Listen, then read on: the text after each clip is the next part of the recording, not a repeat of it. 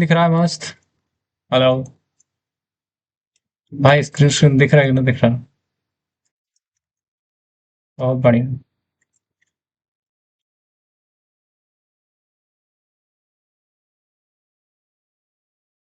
चलिए, लगभग सब कुछ हम सेट कर चुके हैं।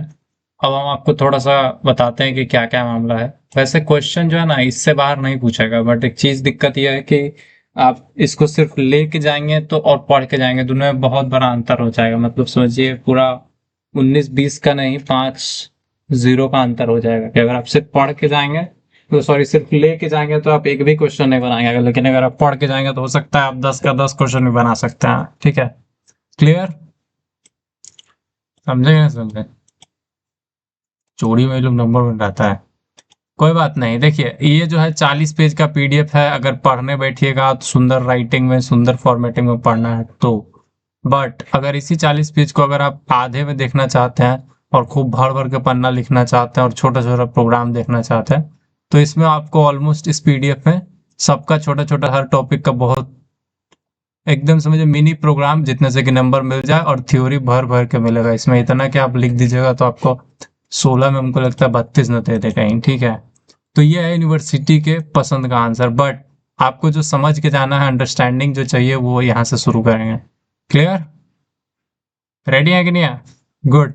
अब यहाँ से आपको जो हम स्टार्टिंग का जो आपको गिन के दिख रहा है, looping statement, function and types and pointers, 7 question शुरू का हम नहीं बताने वाले हैं। क्यों नहीं बताने वाले हैं?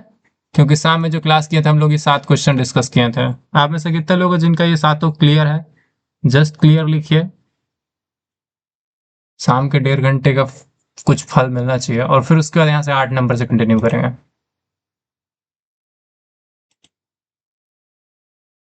क्लियर? बहुत बढ़िया भाई। क्विकली रिस्पॉन्ड करना, नहीं तो एक काम करते हैं हम, भाई इसको फोन में दे देते हैं एक्सेस। जो जो रिस्पॉन्ड नहीं करेगा सबको चुन चुन के रिमूव करते जाओ। समझे? बढ़िया रहेगा। कि जो जो रिस्पॉन्ड नहीं करता है, नहीं सर एक बार करवा दीजिए।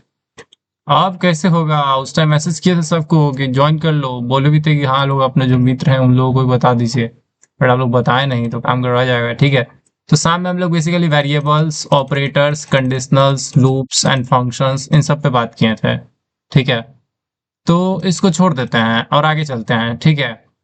डायरेक्टली हम लोग एक बार थोड़ा फंक्शंस एंड पॉइंटर्स को क्विकली डिस्कस कर सकते हैं। 6 नंबर से अप्रोक्सीमेटली कर सकते हैं, बट इसके ऊपर वाला जो लूप वगैरह है, प्राइम नंबर का प्रोग्राम, ऑड इवन का प्रोग्राम, ऑपरेटर, और ये क्या बोलते हैं, नेगेटिव और पॉजिटिव का program, data types of type casting, और सी प्लस उस प्रोग्रामिंग और इसका फीचर, ये एग्जैक्टली आपको 5 क्वेश्चन तो कम से कम इजी लेवल था, फर्स्ट सेमेस्टर के बेसिस पे है। ठीक है? समझे? Very good. एक काम कर देते हैं हम, मेरा स्क्रीन अगर बार बार चेंज होगा ना तो आप लोग डिस्ट्रैक्ट होंगे। इसलिए हम क्या करते हैं, स्क्रीन शेयर करने के बजाय आप लोग को सिंगल विंडो शेयर दे देते हैं।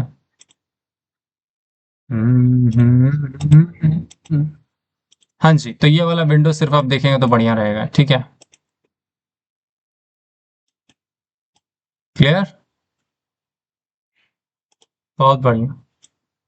तो फाइनली यहाँ से हम लोग कंटिन्यू करेंगे। जो क्वेश्चंस आपको दिख रहा है इसको हम लोग 1 बाय 1 डिस्कस करेंगे। कोई भी दिक्कत आए तो आप चैट में पूछ सकते हैं, और अगर चैट में ज्यादा शोर शराबा हो तो आप लोग हैंड रेज कीजिएगा, इससे हम थोड़ा जल्दी चैट में वापस आके देख पाएंगे कि क्या चीज चल रहा है। ठीक है? Clear? Good. So the first question is C programming और इसका फीचर एप्लीकेशन। तो ये sorry, C plus plus programming, ये सब आप देख लीजिएगा। हम छठे क्वेश्चन से बताते हैं फंक्शन, उसका टाइप। ठीक है? तो फंक्शंस एंड उसका टाइप क्या होता है? अच्छा, सी प्लस प्लस प्रोग्रामिंग पता है, एक ऑब्जेक्ट ओरिएंटेड प्रोग्रामिंग है। इसका फीचर में है कि ऑब्जेक्ट ओरिएंटेड है, फास्ट एग्जीक्यूशन है, डायनेमिक मेमोरी एलोकेट कर सकते हैं, function overloading, operator overloading, portable language है। एप्लीकेशन की बात करें तो सिस्टम प्रोग्रामिंग में यूज होता है, गेम डेवलपमेंट में यूज होता है, डेस्कटॉप ऐप बनाने में, बैंकिंग एप्लीकेशन बनाने में, एम्बेडेड सिस्टम मतलब वैसा सॉफ्टवेयर जो नॉर्मल किसी स्पेसिफिक डिवाइस के लिए, जैसे कि रोबोट के लिए या फिर कूलर के लिए, फ्रिज के लिए बनाते हैं, उसको हम लोग बोलते हैं एम्बेडेड सिस्टम। तो वो सब में सी प्लस उसका यूज होता है। एक हेलो वर्ल्ड का प्रोग्राम है, आप देख रहे हैं कि बोल रहा है स्टीरियो आईओ स्ट्रीम, ठीक है, include I O stream, namespace S T D, int main, C out hello, return 0, और ये हो गया, बन गया हेलो, ठीक है। बात करते हैं डेटा टाइप्स की, तो आपको पता है डेटा टाइप्स जो होता है 3 टाइप का होता है, primitive, derived and user defined. Primitive जो बेसिक बेसिक है, इसमें इंटीग्रल में आपका इंट और कैर आता है, मतलब नंबर टाइप में। बूलियन वाले में आपका सिर्फ बूल आता है, और फ्लोटिंग में यानी दशमलव वाले में फ्लोट और डबल दो आता है।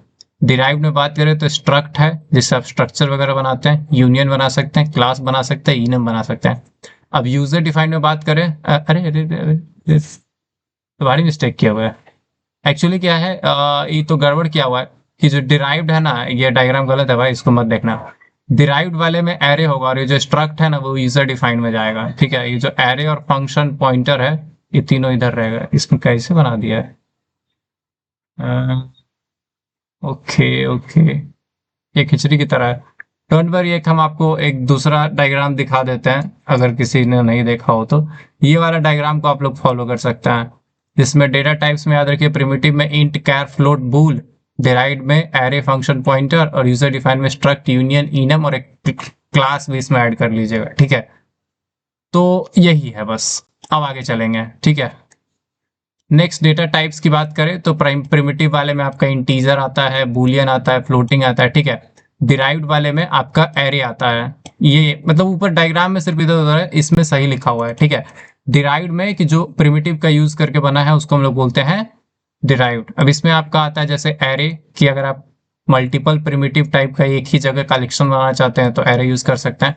फंक्शन की एक ब्लॉक ऑफ कोड जो किसी खास टास्क को परफॉर्म करता है तो उसको आप फंक्शन बना सकते हैं। पॉइंटर, अगर किसी का एड्रेस होल्ड करना है किसी वेरिएबल का तो पॉइंटर यूज करेंगे। Reference, another name of existing variable, यानी पहले से कोई वेरिएबल है उसका बस नाम चेंज करना चाहते हैं तो क्या यूज करेंगे, उल्टा नहीं किया भाई, वो खिचड़ी कर दिया, ठीक है, वो मत करना, ये दूसरा वाला डायग्राम देख लेना या फिर इसको फॉलो करना ना। रेफरेंस में क्या होता है, बस एक निकनेम जैसा होता है, ठीक है, रेफरेंस मतलब निकनेम। यूजर डिफाइन की बात करें तो स्ट्रक्ट कीवर्ड से जो बनता है, क्या बनता है, अलग अलग डेटा टाइप स्टूडेंट वगैरह बना सकते हैं। यूनियन से क्या है, store different data types in same memory location, मतलब एक ही मेमोरी लोकेशन पे ना चार चार को वेरिएबल रख लेता है। इसमें इसको इस तरह से रखा जाता है कि अगर आपको ऐसा कुछ जरूरत है कि थोड़ा देर नेम रखना है, फिर नेम के बाद ईमेल रखना है, बट जितना देर ईमेल रखना है उतना देर नेम रहे या ना रहे उससे हमको कोई फर्क नहीं पड़ता, मतलब एट अ टाइम हमको एक ही डेटा स्टोर करना है, बट चार पांच अलग अलग टाइप का वेरिएबल है, तो उसके लिए आप एक सेम यूनियन कंस्ट्रक्ट कर सकते हैं। क्लास की बात करें तो एक ब्लूप्रिंट की तरह एक्ट करता है ऑब्जेक्ट क्रिएट करने के लिए, और ये ऊप्स में यूज होता है। इनम क्या है, use to define named constant, मतलब किसी एक कांस्टेंट है उसका कोई नाम दे सकते हैं, उसके लिए इनम यूज करता है। टाइप कास्टिंग की बात करें तो टाइप कास्टिंग एक टाइप से दूसरे टाइप में कन्वर्जन। इम्प्लिसिट टाइप कास्टिंग जो होता है, मतलब जिसको हम लोग बोलते हैं ऑटोमेटिक टाइप कास्टिंग, ठीक है। तो ऑटोमेटिक टाइप कास्टिंग जो होता है वो तब होता है, आवाज कटने लगे तो बताना दोस्त, ठीक है।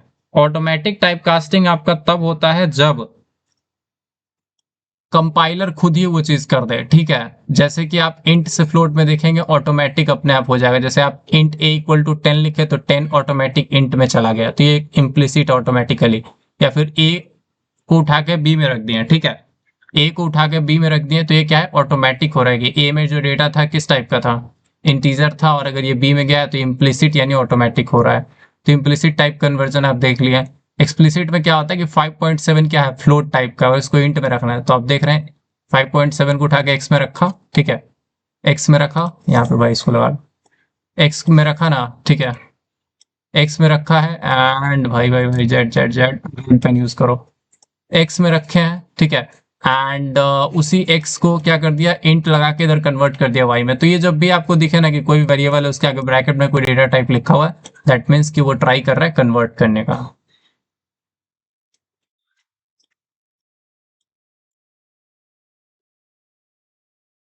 है क्या कह रहा है, बाद में इस सब का आंसर देंगे, ठीक है, आगे चलते हैं। नेक्स्ट पूछ रहा है ऑपरेटर्स इन सी, कि सी में क्या क्या ऑपरेटर हैं, ठीक है। अच्छा, इम्प्लिसिट एक्सप्लिसिट समझ गया ना। इम्प्लिसिट में क्या होता है कि ओल्ड वैल्यू जो भी होता है उसके आगे नया डेटा टाइप हम लोग मैनुअली लिखते हैं, और सॉरी एक्सप्लिसिट में, एक्सप्लिसिट का मतलब है ना, एक्सप्लिसिट का मतलब याद रखिए जो आप खुद से कर रहे हैं, और इम्प्लिसिट का मतलब है जब भी आई एम दिखे तो समझ जाइए कि जो ऑटोमेटिक हो जाता है, ठीक है। नेक्स्ट, ऑपरेटर्स की बात करते हैं तो ऑपरेटर जो होता है, जो कोई सिंबल होता है जो कुछ टास्क परफॉर्म करता है, अरिथमेटिक में आपको पता है जोड़ घटाव गुणा भाग, रिलेशनल में बराबर, नॉट बराबर, बड़ा और छोटा, और उसके बाद बड़ा इक्वल टू, छोटा इक्वल टू, ऐसे हम लोग याद रख सकते हैं। एंड की दोनों ट्रू होगा तब ट्रू, लॉजिकल और मतलब जब एक दोनों में से कोई भी ट्रू होगा तो एक मतलब रिजल्ट ट्रू हो जाएगा। लॉजिकल नॉट बस चेंज कर देता है। Equal to directly data copy करता है, ये क्या करता है, जोड़ के कॉपी कर, जोड़ के ऐड मतलब असाइन करता है, ये घटा के और ऐसे ही ये सब है। इंक्रीमेंट डिक्रीमेंट से जोड़ घटा होता है। बिटवाइज से आप बिटवाइज ऑपरेशन कर सकते हैं, left shift, right shift, and और नॉट, जितना भी है। कंडीशनल ऑपरेटर यूज कर सकते हैं। साइज ऑफ से आप किसी भी डेटा का साइज पता कर सकते हैं। साइज ऑफ के अंदर आप कोई भी डेटा टाइप डालेंगे तो उसका साइज मिल जाएगा। पॉइंटर ऑपरेटर की बात करें तो इससे आपका एड्रेस पता चल जाता है। जैसे आप एड्रेस ऑफ एक्स लिखेंगे तो किसी एक्स नाम के वेरिएबल का एड्रेस पता कर सकते हैं। बट अगर कोई y नाम का पॉइंटर है, उसका वैल्यू पता करना है तो उसके आगे स्टार लगा दीजिए, यानी डी रेफरेंस ऑपरेटर। ठीक है। फिर बोलते हैं स्कोप रिजोल्यूशन ऑपरेटर, इससे एग्जैक्टली हम लोग ग्लोबल वेरिएबल वगैरह एक्सेस करते हैं। ठीक है। नेक्स्ट है मेंबर के लिए, तो अगर किसी क्लास के मेंबर को एक्सेस करना है तो या तो डॉट यूज कीजिए, नहीं तो एरो यूज कीजिए। अगर वो नॉर्मल है तो डॉट यूज करेंगे, अगर वो पॉइंटर के थ्रू एक्सेस कर रहे हैं तो एरो ऑपरेटर यूज करेंगे। ठीक है, क्लास का मेंबर वगैरह एक्सेस करने के लिए। ठीक है।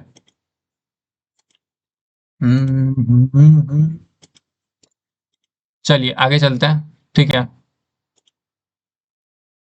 Next next next next, pen pen मिलता रहना चाहिए अपने। ठीक है। आप लोग को ये समझ में आ रहा है कि नहीं समझ आ रहा है? अब क्वेश्चन पूछ रहा है कि एक नंबर को चेक कीजिए कि वो निगेटिव, पॉजिटिव या जीरो है। ठीक है। तो कोई नंबर लिया और उसके बाद चेक कर लिया कि अगर नंबर जीरो से बड़ा है और जीरो नहीं है तो क्या करना है, पॉजिटिव प्रिंट करना है। अगर वो जीरो से छोटा है, ठीक है, और जीरो नहीं है तो निगेटिव प्रिंट करना है। और लास्ट ऑप्शन तो ही बचता है, निगेटिव पॉजिटिव नहीं हुआ तो जीरो प्रिंट कर दो। ठीक है। नेक्स्ट क्वेश्चन, कंडीशनल स्टेटमेंट की इफ एल्स वगैरह। ठीक है। तो नॉर्मल कंडीशनल स्टेटमेंट क्या होता है, इफ अगर कंडीशन ट्रू होगा तो कोड चलेगा, नहीं तो नहीं चलेगा। इफ एल्स में क्या है, तो अगर इफ में जो कंडीशन लिखे हैं अगर ट्रू हुआ तो ट्रू वाला चलेगा, अगर नहीं ट्रू हुआ ये कंडीशन तो ये नीचे एल्स वाला चलेगा। इफ एल्स इफ लैडर में क्या होता है, अगर आपको एक कंडीशन चेक किए हैं, कुछ हुआ, अगर वो नहीं हुआ तो आपको दूसरा भी चेक करना है, डायरेक्टली एल्स पे नहीं जाना, तो एल्स इफ यूज करके दूसरा लगा सकते हैं और एल्स में फाइन। ठीक है।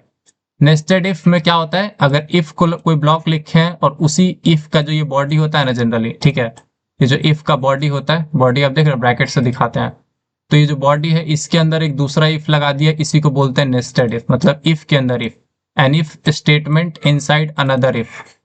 ठीक है। एक इफ के अंदर जो दूसरा इफ होता है उसको नेस्टेड इफ बोलता है। अगर नेस्टेड लूप पूछे तो फॉर लूप, और उसके अंदर के ब्रैकेट में अगर फॉर लूप एक और लिख रहा है तो उसको नेस्टेड फॉर लूप बोलेंगे। ठीक है।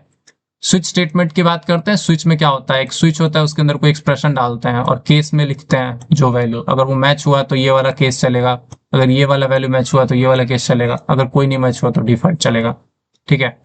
अब यहाँ पे बोल रहे हैं कि एक्सप्रेशन मस्ट रिटर्न है इंटीजर और कैरेक्टर वैल्यू। जो भी आप स्विच में लिख रहे हैं वो या तो इंटीजर वैल्यू आएगा या कैरेक्टर वैल्यू आएगा। आप इसमें कोई बूलियन नहीं डाल सकते, फ्लोट नहीं डाल सकते, ये सब नहीं डाल सकते। ठीक है। सारा केस में कांस्टेंट वैल्यू होना चाहिए, कोई वेरिएबल आप नहीं यूज कर सकते हैं। ठीक है। एंड ब्रेक स्टेटमेंट जो है यूज होना चाहिए, नहीं तो क्या होगा, अगर एक भी केस ट्रू हुआ तो उसके बाद वाला अपने आप सब चलने लगेगा। तो ये सब जानने की जरूरत नहीं है, बहुत बेकार चीज है। लूप के बारे में बताए थे, पांचवा क्वेश्चन। भाई जो भी बोला था रिपीट करना, हम देखो रिपीट करके ही बता रहे हैं। ठीक है। टाइप्स ऑफ लूप्स की बात करते हैं। फॉर लूप, फॉर लूप में क्या होता है, एक आईसीयू होता है, इनिशियलाइजेशन, कंडीशन और ये इंक्रीमेंट डिक्रीमेंट को आप अपडेट बोल सकते हैं। ठीक है। आप ऐसे याद रख लीजिए, आई सी यू। फॉर लूप का जो सिंटेक्स होता है, पहले फॉर लिखते हैं और ऐसा ब्रैकेट लगाते हैं, इस ब्रैकेट में आईसीयू लिखते हैं, आई से इनिशियलाइजेशन, कंडीशन, अपडेट। ठीक है। इनिशियलाइजेशन सिर्फ एक बार चलता है, कंडीशन चलने से हर बार एक एक बार पहले हर बार चेक होगा। अपडेट क्या होगा, जब ये पूरा कोड चल जाएगा तो एक बार चलेगा। ठीक है। तो बेसिकली इसका यूज कब करते हैं, यूज तब करते हैं जब आपको पता हो कि कितना बार आपका लूप चलने वाला। बोलता है used when number of iteration in known, यानी जब नंबर ऑफ आइटरेशन पता है तब यूज करते हैं। व्हाइल लूप की बात करते हैं। ठीक है। ये बहुत सिंपल है। व्हाइल में एक कंडीशन डालते हैं, जब तक ये कंडीशन ट्रू होगा तब तक ये कोड चलता रहेगा, चलता रहेगा, चलता रहेगा, चलता रहेगा, चलता रहेगा। डू वाइल की बात करते हैं। इसमें क्या होता है, वाइल में ना पहले कंडीशन चेक होता था फिर कोड चलता था। डू में क्या होता है, पहले जो भी ये कोड है ये चल जाएगा, फिर कंडीशन चेक होगा, अगर ये ट्रू हुआ तो फिर वापस चलने जाएगा, अगर ट्रू हुआ तो फिर वापस चलेगा, ट्रू हुआ तो फिर वापस चलेगा, अगर कहीं फॉल्स हो गया तो नीचे चला जाएगा नेक्स्ट लाइन पे। ठीक है। प्राइम नंबर का प्रोग्राम देखिए, प्राइम नंबर में क्या है, आपको एक नंबर लेना है और एक आई लेना है, जिससे कि क्या करेंगे, भाग दे दे के चेक करेंगे। तो bool is prime equal to true, पहले ही मान लीजिए कि नंबर प्राइम है। ठीक है। इनपुट कराइए, नम में लिए, और अगर नंबर का वैल्यू 1 से छोटा है, ठीक है, मतलब नंबर 1 से छोटा है या बराबर है, तो आपको पता है कि प्राइम तो नहीं होगा। 1 और 0 कभी प्राइम थोड़ी होता है।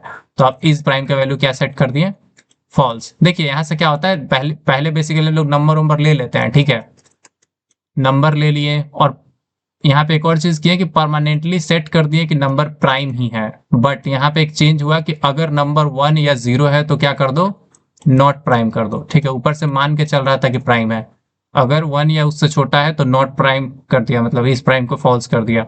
फिर एल्स में आया, अगर 0 या 1 नहीं है तब इसमें आएगा और बोलेगा 2 से लेके नंबर तक, सबसे नंबर से एक, मतलब क्या बोलते हैं, नंबर के आधे तक से डिवाइड कर करके ट्राई करेगा, ठीक है। आप इसको i इक्वल टू 2 से ले जा सकते हैं, और i less than num by 2 तक चलाना है बेसिकली, ठीक है।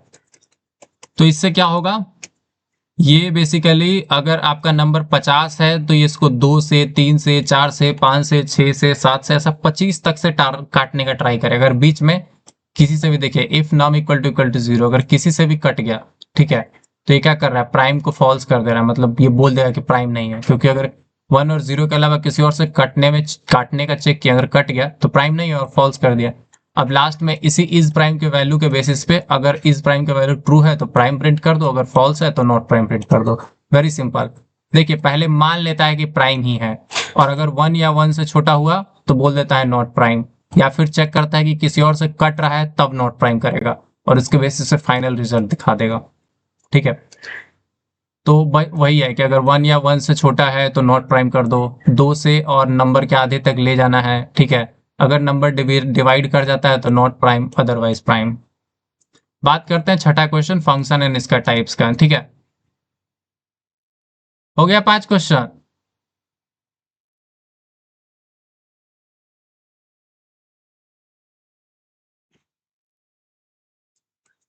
भाई पीडीएफ दे देंगे क्लास के बाद, बस एक कंडीशन है, ठीक है, पैसा नहीं लगेगा बट एक कंडीशन है, जो क्लास के एंड तक रहेगा सिर्फ उसको, ठीक है। अगर भाग गया वो भाग गया, ठीक है, गुड। तो बात करते हैं इसके बारे में, नेक्स्ट क्या है,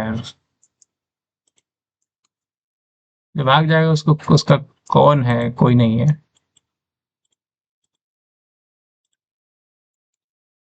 नेक्स्ट टॉपिक चलते हैं भाई। 5 क्वेश्चन हो गया ना, चलो। कहता है फंक्शन, जो फंक्शन होता है ना, कुछ ब्लॉक ऑफ कोड है, मान लीजिए ऐसे ब्रैकेट लगाया, उसमें 50 लाइन कोड लिख दिया, और आपको मन करे तो आप उसको एक नाम दे सकते हैं, ठीक है। आपको मन करे तो उस कोड को एक नाम दे सकते हैं। ये हम रिलोड इसलिए किए हैं क्योंकि हमको वो करना है, ठीक है, पहले वाला सब डिलीट करना था। छठा क्वेश्चन आ जाओ। हाँ, तो देखिए फंक्शन क्या होता है, फंक्शन मतलब कि आप समझिए कि क्या कहते हैं, कोई, a function is a C plus block of code that performs specific task, मतलब एक ब्लॉक ऑफ कोड, यानी कुछ लाइंस ऑफ कोड ब्रैकेट में लिखा हुआ, उसको आप एक कोई नाम दे देते हैं तो उसका फंक्शन बोलेंगे, ठीक है। जैसे देखिए अभी क्या है, एक ब्रैकेट शुरू हुआ और ब्रैकेट खत्म हुआ, इसके बीच में एक ही लाइन है, वैसे 50-60 लाइन होता है नॉर्मल फंक्शंस में, और उसके आगे ब्रैकेट लगा हुआ, ये बेसिकली फंक्शन में समझ आर्गुमेंट वगैरह लेने के लिए होता है। और इधर फंक्शन का रिटर्न टाइप, किस टाइप का वैल्यू रिटर्न करेगा, और फंक्शन का नाम, ठीक है। फंक्शन बनाने के लिए बस फंक्शन का रिटर्न टाइप, किस टाइप का वैल्यू वापस करेगा चलने के बाद, फंक्शन का नाम क्या होगा, आर्गुमेंट लिखना है, और फिर बॉडी में एक्चुअली बताते हैं कि वो फंक्शन करेगा क्या, ठीक है। क्लियर। देखिए फंक्शन का रिटर्न टाइप, फंक्शन का नाम और फंक्शन का आर्गुमेंट, ये कुछ नहीं दे रहा है इसलिए खाली ब्रैकेट है, और ये होता है उसका बॉडी, क्या करेगा। जैसे इसमें देखिए अब अलग अलग टाइप है, पहला फंक्शन का ना अलग अलग फंक्शन बनता है, यूजर डिफाइंड फंक्शन अलग अलग टाइप का है, लाइब्रेरी फंक्शन, अच्छा ऊपर से हम थोड़ा नहीं है, एक्चुअली फंक्शन जो है ना वो जनरली 2 टाइप का होता है। एक तो होता है लाइब्रेरी फंक्शन, जो पहले से बना बनाया हम लोग सिर्फ यूज करते हैं, जैसे कि स्क्वायर रूट निकालना, पावर निकालना, स्ट्रिंग का लेंथ निकालना, ये सब फंक्शन पहले से बना हुआ है, आप इसको सिंपली यूज कर सकते हैं। बट यूजर डिफाइंड वो फंक्शन है जो हम लोग अपना मर्जी से, अपना इच्छा से बनाते हैं, ठीक है। तो यूजर डिफाइंड में आता है जो प्रोग्रामर क्रिएट करता है। पहला है function with no argument no return value, जैसे इसमें देखिए कोई आर्गुमेंट ले रहा है नहीं ना, और रिटर्न में वॉइड लिखा है, मतलब कुछ रिटर्निंग भी आपको नहीं दिख रहा है, इस बॉडी के अंदर कहीं कुछ रिटर्न नहीं हो रहा। तो नो आर्गुमेंट नो रिटर्न, इसको आप बोल सकते हैं NANR, ठीक है। NANR, no argument no return, ठीक है। उसके बाद क्या है, ऐसे समझिए ना कुछ लिया ना कुछ दिया, ठीक है। समझिए कि समाज से दूर रहने वाला फंक्शन है कि ना कुछ ले रहा है इनपुट के तौर पे ना कुछ डिस्प्ले कर रहा है। नेक्स्ट है function with argument but no return value. तो यहाँ पे समझिए कहता है कि विथ आर्गुमेंट, ठीक है, WANR मतलब क्या है, विथ आर्गुमेंट कि आर्गुमेंट तो लेगा बट रिटर्न वैल्यू नहीं करेगा। जैसे ए बी लिया और उसका रिजल्ट डिस्प्ले कर दिया, रिटर्न वगैरह नहीं किया, तो ये WANR आप बोल सकते हैं, विथ आर्गुमेंट नो रिटर्न। फिर है फंक्शन का आर्गुमेंट वैल्यू, मतलब sorry function with argument and return value, कि दोनों चीजें आर्गुमेंट भी कर रहा है और रिटर्न भी ले रहा है। तो जैसे देखिए आर्गुमेंट लिया ए बी और उसको रिटर्न भी किया ए प्लस बी, तो उसके लिए यहाँ पे देखिए रिटर्न टाइप क्या रखा है, इंट।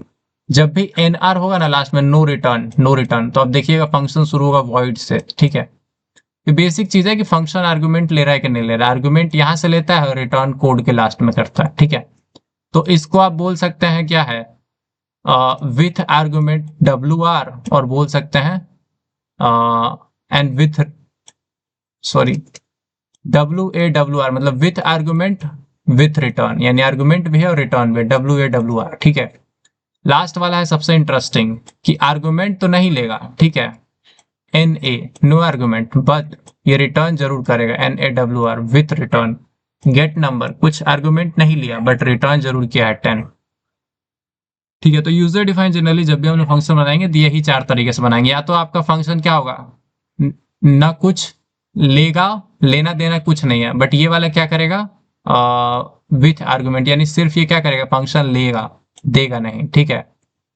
ये वाला क्या है, लेगा भी एंड डेटा वापस भी करेगा। ये वाला क्या है कि आपका सिर्फ डेटा वापस करेगा, ठीक है, लेगा कुछ नहीं।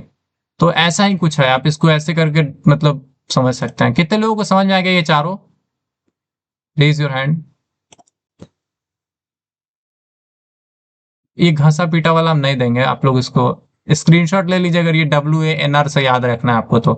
Take a screenshot of this part if you think it is important for you, because we will be like removing this thing from the PDF में वो दिखेगा नहीं।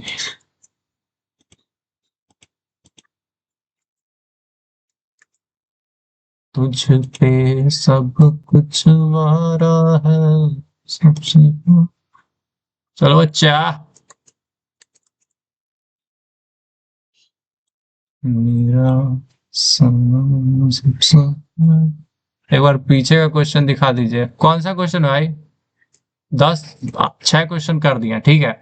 चलो फंक्शन का एडवांटेज बताते हैं। सबसे पहला कि कोड रिपीटिशन से बचता है। अगर आपको मान लीजिए एक नंबर को जोड़, दो नंबर जोड़ना है तो एक बार फंक्शन लिख दीजिए, बार बार यूज कीजिए दो नंबर जोड़ने के लिए। प्रोग्राम को मॉड्यूलर बनाता है, मतलब प्रोग्राम में क्या क्या काम हो रहा है वो सब आप एक नॉर्मल सारे फंक्शंस का नाम देख के पता कर सकते हैं। रीडेबिलिटी यानी कि कोड पढ़ने में इजी लगता है। अगर एक ही में अगर सारा कैलकुलेटर का इनपुट, कैलकुलेटर का जोड़ घटाव गुणा भाग एक लाइन से मेन फंक्शन में कीजिएगा तो बहुत दिक्कत लगेगा। बस आप अगर इनपुट फंक्शन अलग बना दिए, आउटपुट फंक्शन अलग बना दिए, सम ऐड डिवाइड सब फंक्शन अलग बना दिए, तो इससे क्या होगा, प्रोग्राम में थोड़ा मतलब डिबगिंग वगैरह अगर प्रॉब्लम अगर होगा तो किसी किसी एक फंक्शन में होगा, मेंटेन करना इजी होगा, नया फंक्शन ऐड करना इजी होगा, ठीक है। दो नंबर को सम करने का प्रोग्राम, तो देखिए क्या लिखता है, रिटर्न टाइप इंट यानी इंटीजर रिटर्न करेगा, नाम क्या है सम, और इंट ए इंट बी यानी दो वेरिएबल डिक्लेयर किया है, फिर समझिए वेरिएबल रिसीव करेगा, ठीक है। और सीधा रिटर्न कर दिया ए प्लस बी। अब जो भी इसको ए और बी में मिलेगा ना वही चीज रिटर्न कर दिया, ठीक है। रिटर्न टाइप फंक्शन का नाम और आर्ग्यूमेंट की इंट ए और इंट बी, और रिटर्न क्या कर दिया, ए प्लस बी। अब यहाँ पे तीन वेरिएबल बनाया, नंबर 1 नंबर 2 रिजल्ट। अब एक चीज नोटिस कीजिए कि ये जो है ना ये एक अलग फंक्शन है, ठीक है। ऊपर वाला क्या है, ऊपर वाला जो ये है सम, ये अलग फंक्शन है, ऐसा समझिए ये अलग घर है, अलग दुनिया है अपने आप में, ठीक है। कहते हैं ना उसको एक अपनी दुनिया बसाऊंगा, तो ये एक अपनी दुनिया है, ठीक है। और ये जो मेन फंक्शन है ना ये एक अपनी दुनिया है, ठीक है। तो जो मेन फंक्शन है इसमें दो वेरिएबल है, num1 num2 और रिजल्ट, सॉरी तीन वेरिएबल है। तो यूजर को बोला गया नंबर इंट 2 नंबर दो, num1 और num2 में डेटा रख लिया, और फिर बोला रिजल्ट इज इक्वल टू, ये सबसे इंपॉर्टेंट है। यहाँ दूसरी दुनिया से संपर्क किया गया, सम का नाम लिखा और उसको num1 और num2 भेज दिया। तो ये जो num1 आया है ना ये बेसिकली एग्जैक्टली चला जाता है ए में, और जो num2 आया है एग्जैक्टली चला जाता है पी में। और ये दोनों जैसे ही जाएगा तो वहां पे ए बी, ए में वही num1 आया num2 आया, तो दोनों बेसिकली num1 और num2 का सम रिटर्न होके आएगा, जो रिटर्न होके आएगा वो इधर रिजल्ट में आकर स्टोर हो जाएगा। तो जो यहाँ पे रिजल्ट प्रिंट करेंगे वो प्रिंट हो गया। बात समझ में आया? देखिए फंक्शन क्या होता है ना, बस ऐसा समझिए हर फंक्शन को अलग अलग घर की तरह समझिए, और जब भी कोई फंक्शन कॉल होता है समझिए दूसरी दुनिया में दूसरे घर में संपर्क किया जा रहा है। Is it clear?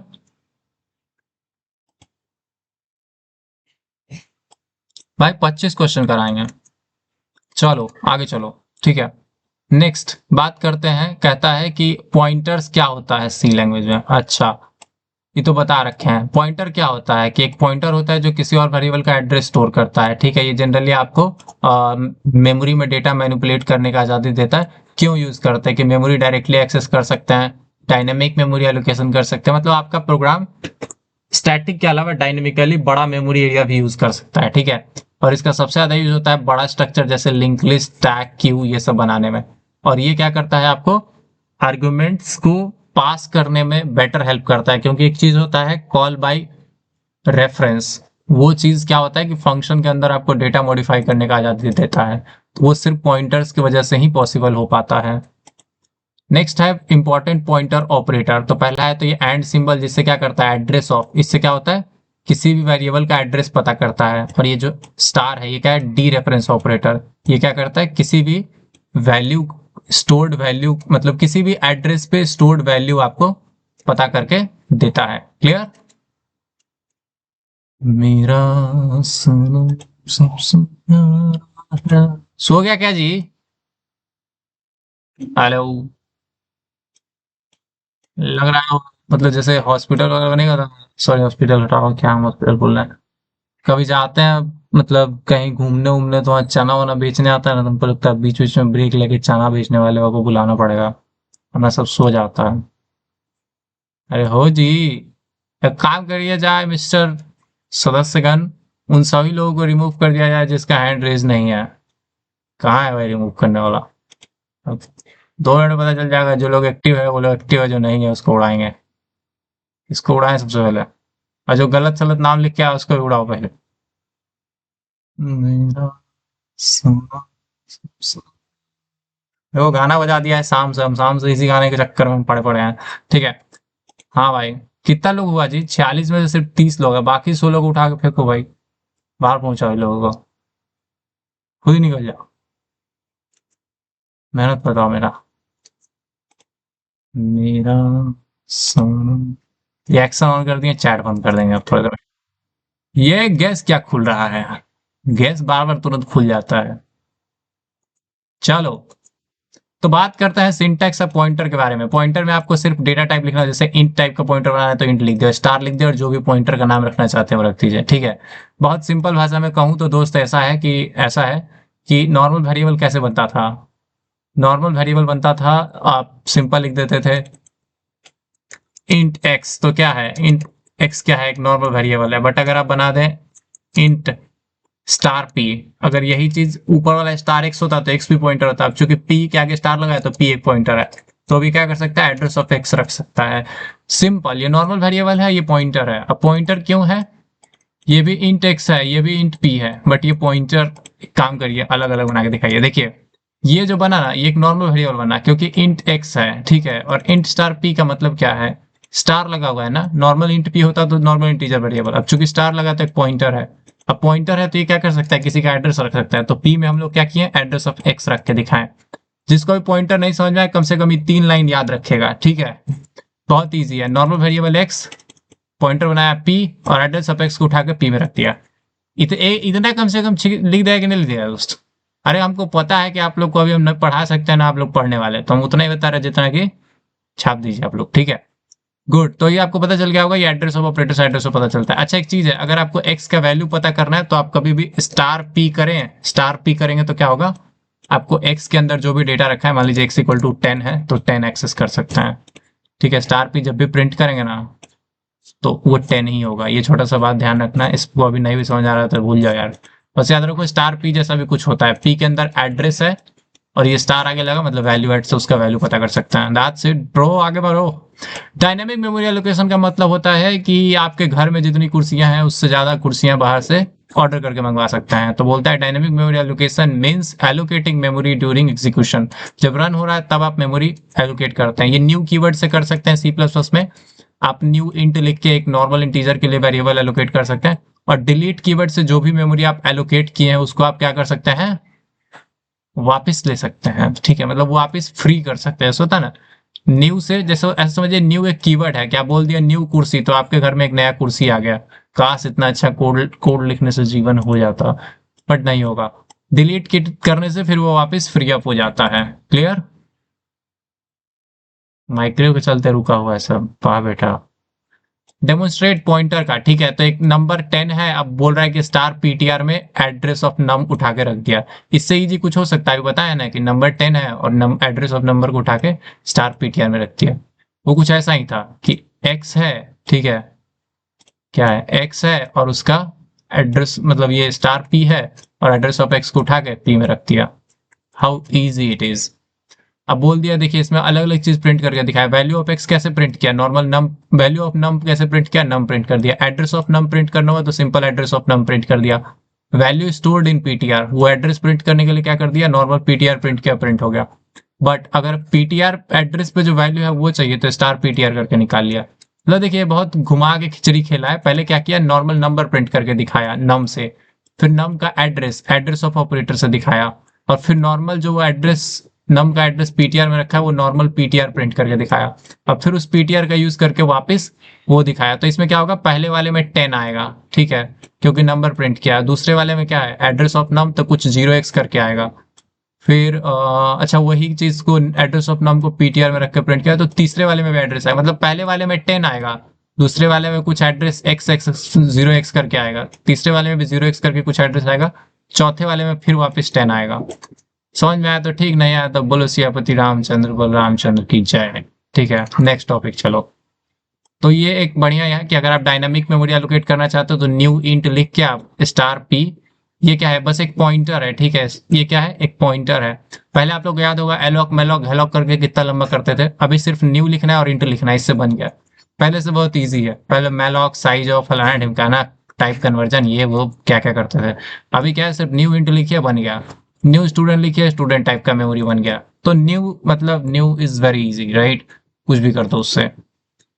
अब बोल रहा है वही, फिर उसी में उसी पॉइंटर में स्टार पी करके 50 जो कर दिया, डायनेमिक मेमोरी एलोकेशन का यूज करके ये बताया। ठीक है, ये जो यहाँ से पार्ट है ना डायनेमिक मेमोरी एलोकेशन, अगर सिर्फ पॉइंटर पूछता है तो ये मत लिखिए, अगर डायनेमिक मेमोरी एलोकेशन पूछता है तो ये बनाना पड़ेगा ऐसे। ठीक है, सबसे प्यारा है, सबसे प्यारा कहाँ गया भाई, आ जाओ मेरा सोना।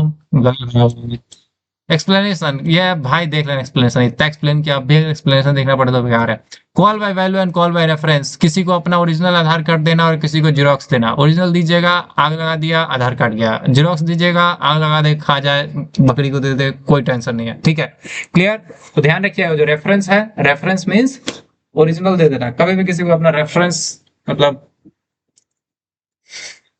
देखिए जो कॉल बाय वैल्यू है ना एक copy of actual argument is past, मतलब जो एक्चुअल आपका वेरिएबल है उसका सिर्फ एक कॉपी जाता है। अगर आप ए दे रहे हैं तो ए नहीं जाता है, ए के अंदर जो डेटा है 10 20 50 वो चला जाता है। ठीक है, अभी आगे एग्जांपल में देखेंगे हम लोग। ठीक है, जैसे यहाँ देखिए नहीं है क्या, अच्छा ये कॉल बाय रेफरेंस का है, कॉल बाय वैल्यू का नहीं है एग्जाम्पल। देखिए इसमें क्या होता है ना, जब भी आप कोई फंक्शन कॉल कर रहे हैं, मान लीजिए, अरे बेस्ट एग्जांपल है भाई, call by value call by reference अगर नहीं समझ रहा है तो बेस्ट एग्जांपल ये लिख दीजिएगा, प्रिंट एफ बोल दीजिएगा %d। और जब भी आप देखते हैं कि x प्रिंट करते हैं ना तो ये क्या है, ये एक्चुअली x पास कर रहे हैं, नॉर्मल पास कर रहे हैं, तो ये क्या है मेरा, ये देखिए ये है नॉर्मल साधारण वाला बात जिसको हम लोग कहते हैं निश्चिंत होकर दीजिए कॉल बाय वैल्यू। ठीक है, मतलब जीरोक्स दे रहा है, एक्स की वैल्यू जो भी होगी वो पास होगी। अब इंटरनली प्रिंटफ के अंदर एक्स की वैल्यू को ये कुछ कर नहीं सकता है। ठीक है, तो ये कॉल बाय वैल्यू है प्रिंटफ एक तरह से। ठीक है, बट अगर आप मान लीजिए जब भी आप देखते हैं स्कैनएफ को, तब ना आप देखते हैं कि स्कैनएफ में वो डेटा स्टोर करवा देता है %d। अगर आप इसको एड्रेस ऑफ एक्स देते हैं तो ये क्या है, कॉल बाय रेफरेंस है। याद करना ज्यादा इजी रहेगा। हम प्रिंटफ स्कैनएफ से इसलिए बताएं कि ताकि आप लोग इसके बारे में ऑलरेडी फैमिलियर हैं। तो जो एड्रेस का यूज करके जब भी फंक्शन कॉल होता है ना तो वो कॉल बाय रेफरेंस है, क्योंकि आप क्या क्या है एड्रेस ऑफ एक्स नहीं, मतलब ऐसा समझिए आप अपना ओरिजिनल डॉक्यूमेंट ही दे रहा है। अब अगर अंदर में एक स्कैनएफ के अंदर एक्स की वैल्यू को ये कुछ भी कर सकता है, तब तो आप देखते हैं कि जब इनपुट करता है तो स्कैनएफ में उठा के डेटा कुछ भी भर देता है। मतलब स्कैनएफ फंक्शन क्या होता है, एक्स की वैल्यू को मॉडिफाई कर सकता है, प्रिंटएफ को नहीं करना, इसलिए कॉल बाय वैल्यू करता है। एक और एग्जांपल है, मान लीजिए एक आप एक फंक्शन बनाए, ठीक है, ये हम बहुत बार बता चुके हैं, अब ज्यादा नहीं बताएंगे वरना टाइम वेस्ट हो जाएगा। अगर एक चेंज नाम का फंक्शन है, अगर आप उसको नॉर्मल, सॉरी, मान लीजिए आप एक वेरिएबल बनाए ए इज इक्वल टू 10, ठीक है, और आप कोई फंक्शन कॉल कर रहे हैं चेंज वन नाम का, ठीक है, सॉरी चेंज नाम का फंक्शन, अगर आप इसको ए पास कीजिएगा ना, तो अगर मान लीजिए आप इसको पहले सी आउट कीजिए ए को, और इसके बाद सी आउट कीजिए, चेंज फंक्शन के अंदर कुछ भी हो जाए, चेंज फंक्शन के अंदर कुछ भी हो जाए, इसका वो नहीं बदलेगा, ठीक है। चेंज फंक्शन के अंदर कुछ भी हो जाए ना, ए का वैल्यू अगर यहाँ पे 10 था तो इसके बाद भी 10 ही रहेगा, कोई माइकल लाल इसको बदल नहीं सकता है, ठीक है। दैट इज आपका call by value.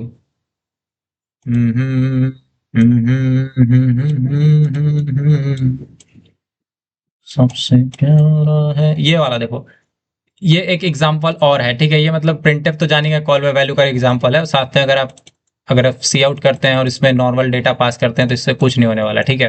But what if क्या आप क्या करें, एक बी बनाए, चलिए एक काम करिए, एक फंक्शन है दूसरा बदलू नाम का, ठीक है, इस फंक्शन का नाम है बदलू, और जो बदलू फंक्शन है इसको आप एड्रेस ऑफ ए दे देते हैं। अब ये बदलू फंक्शन के अंदर अगर आप ए पॉइंटर का यूज करके अगर ए का वैल्यू 10 से हटा के 20 कर देंगे तो क्या होगा, नेक्स्ट लाइन पे 10 का वैल्यू सच में 20 हो जाएगा। जबकि इस वाले में क्या है, अंदर में कुछ भी कीजिए चेंज फंक्शन में डजंट मैटर, राइट। उम्मीद है इसके लिए आपको फंक्शंस पता होगा, नहीं पता है तो बस बोले सियापति रामचंद्र बलरामचंद्र की जय, ठीक है। नेक्स्ट टॉपिक चलिए, मेरा सोनम। कॉल बाय रेफरेंस और वैल्यू समझा ना, देखिए कॉल बाय वैल्यू में क्या होता है, डेटा का कॉपी जाता है अंदर, कोई चाह के भी चेंज नहीं कर सकता है। कॉल बाय रेफरेंस में क्या होता है, कॉल बाय रेफरेंस में मामला सिंपल है। कॉल बाय देखिए ये सीधा लिखा हुआ है, कॉपी ऑफ वैल्यू पास होता है, इसमें क्या होता है एड्रेस या रेफरेंस चला जाता है, ओरिजिनल वैल्यू चेंज नहीं हो सकता, इसमें ओरिजिनल वैल्यू चेंज हो जाता है। इसमें नॉर्मल वेरिएबल जाता है, इसमें रेफरेंस ऑपरेटर या फिर एड्रेस ऑफ का यूज करके भेजते हैं। दो प्रोग्राम को स्वैप करने का, दो नंबर को स्वैप करने का कॉल बाय रेफरेंस से बनाना है। तो देखिए स्वैप फंक्शन जो है ना, इंट ए लेता था आज पुराना जमाना का function, int a int b, but ये लिया है स्टाइल में, बोल रहा है कि एड्रेस ऑफ ए दो एड्रेस ऑफ बी दो, यानी ये जो है मतलब आपका आधार कार्ड खराब करने का कोशिश कर रहा है, यानी कि ओरिजिनल रेफरेंस लेने वाला है। Normal int a int B लेता तो क्या होता, कॉल बाय वैल्यू होता, बट यहाँ पे कॉल बाय रेफरेंस होगा। अभी देखिए टेम्प आया ए में उठा के, अब यहाँ पे एक गड़बड़ है कि इसको, अच्छा ये रेफरेंस लिया है, ये थोड़ा अथी है। अब सी प्लस प्लस में क्या है, पॉइंटर नहीं होता है, मतलब पॉइंटर के जगह पे आप कॉल बाई निकनेम का भी यूज कर सकते हो, ये बेसिकली निकनेम से चेंज करके दिखा दिया है, वट एवर। तो ये x equal to 10 y equal to 20 था। अब इसको बिफोर स्वैपिंग आपको दिखाया x y का वैल्यू क्या था, स्वैप फंक्शन कॉल किया, आफ्टर स्वैपिंग दिखा दिया कि बदल गया, x का वैल्यू 10 था 20 हो गया। अंदर में आप देखे होंगे a को उठाकर टेम्प में रखा, फिर b वाला वैल्यू जो था अब a में जाने के लिए तैयार था, फिर बाद में अब ए वाला वैल्यू टेम्प में रखे हुआ था, वही टेम्प में उठाकर बी में डाल दिया। स्वैपिंग का लॉजिक है, पता है तो ठीक, नहीं पता है तो बोले सियापति रामचंद्र बलरामचंद्र की जय, समझे। चलो आगे नेक्स्ट क्वेश्चन, क्या वो 8 हुआ ना, अरे अभी 80 क्वेश्चन कर देंगे, बस सो मत जाइएगा आप। नींद आने लगे तो बोलिएगा, मेरे पास एक दवाई है, उस दवाई को खाने के बाद क्या होता है पता है, नींद नहीं आता। हमको देखो नेक्स्ट, मेरा बोल रहा है कि ब्लॉक स्कोप के बारे में बताइए, ये भी कोई क्वेश्चन है। देखिए ब्लॉक क्या होता है, जो ब्रैकेट होता है ना, आप लोग ब्रैकेट को आज तक कुछ नहीं कहते थे, बट ये ब्रैकेट ब्रैकेट नहीं है, ये आपका ब्लॉक है, ऐसा समझिए प्रखंड है, प्रखंड हो या जिला तो वही है इसका प्रखंड जो है ना, यानी ब्लॉक जो है, इसके अंदर कुछ भी आप करेंगे तो उसका स्कोप उतना ही होता है, मतलब उसके बाहर उसको कोई नहीं जानता है। ऐसा समझिए हर इंसान को उसके ब्लॉक के बाहर कोई नहीं जानता है। तो ऐसा समझिए जब ब्लॉक के अंदर कोई वेरिएबल बनाते हैं तो उसके ब्लॉक के आउटसाइड यूज नहीं कर सकते हैं। हाँ उस ब्लॉक के अंदर कोई ब्लॉक है तो उसमें आप यूज कर सकते हैं, बट उसको आउटसाइड नहीं यूज कर सकते हैं। जैसे मान लीजिए मेन के अंदर आप ये ब्रैकेट लगाए और x इक्वल टू 5 लिख दें, तो आपका हिम्मत नहीं कि आप ब्रैकेट के बाहर x प्रिंट की जाए तो बोले कौन सा x, कैसा x, बात समझ आया। अरे दिखाए क्या, ये बहुत इंटरेस्टिंग चीज है, हम लोग कभी इसके बात नहीं किए थे, बट आपको अभी मजा आएगा थोड़ा सा देखने में। मान लीजिए आप लोग को पता है कि आप अब तक क्या करते थे, यहाँ पे लिखते थे x इज इक्वल टू 10, ठीक है, और आप सी आउट कर देते थे x, तो आप सब लोग जानते हैं कि सी आउट करेंगे x तो x आएगा। मेरा सब name space S T D, x की वैल्यू जो भी है 10 10 दिखेगा, ठीक है, 10 दिखेगा। अरे क्या कह रहा है, using name space S T D, अरे गलत हो गया भाई, मिस्टेक हो गया हमसे। सी के कंपाइलर पे सी प्लस प्लस का कोड लिख, चलो ओवरलोड हो गया। अब क्या दिक्कत है?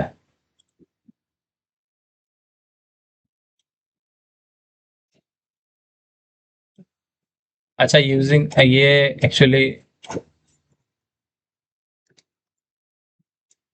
होता है कभी कभी आदमी कुछ भी कर देता है। ये जो 10 आया ना, अब इसी 10 को अगर उठा के आप एक ब्रैकेट में रख दीजिए, यानी ब्लॉक में 10 चला गया एक ब्लॉक के अंदर। अब क्या है, इस ब्लॉक के बाहर 10 को कोई नहीं जानता। इस ब्लॉक यहाँ से शुरू हुआ, अगर ब्लॉक के अंदर बना है तो इसके बाहर इसको कोई नहीं जानेगा। देखिए बोल दिया ना कि एक्स एक्स, कौन सा एक्स, कैसा एक्स। समझ में आया सबको ब्लॉक क्या होता है? यही कारण है कि कभी कभी हम लोग फॉर लूप के अंदर एक कोई वेरिएबल बनाते हैं और बाहर उसको खोजते हैं तो कहते हैं कहाँ से आया। अस्तगफिरुल्लाह, क्या कह रहा है दोस्त, ऐसा क्या हो गया? जैसे हुआ था ना फा, म्यूजिक बजा रहा था उसने, मेरे को भेजा भी है कोई लड़का, यही जिसान भेजा है। चलो आगे चलो, आगे चलो, तेज चलो, ठीक है। डेफिनेशन ऑफ स्कोप की, scope refers to the area of program where a variable can be access, मतलब कितना एरिया में एक्सेस हो सकता है, बैगन बोल देता है लोग, हाँ ठीक है। गुड बोलता है कौन सा वेरिएबल, कैसा वेरिएबल। टाइप्स ऑफ स्कोप की बात करें, एक होता है लोकल स्कोप, एक होता है ग्लोबल स्कोप। लोकल स्कोप मतलब होता है कि आपका जो है मतलब पहचान आपके गांव तक है, और दूसरा होता है कि आपका बाहर तक पहचान है।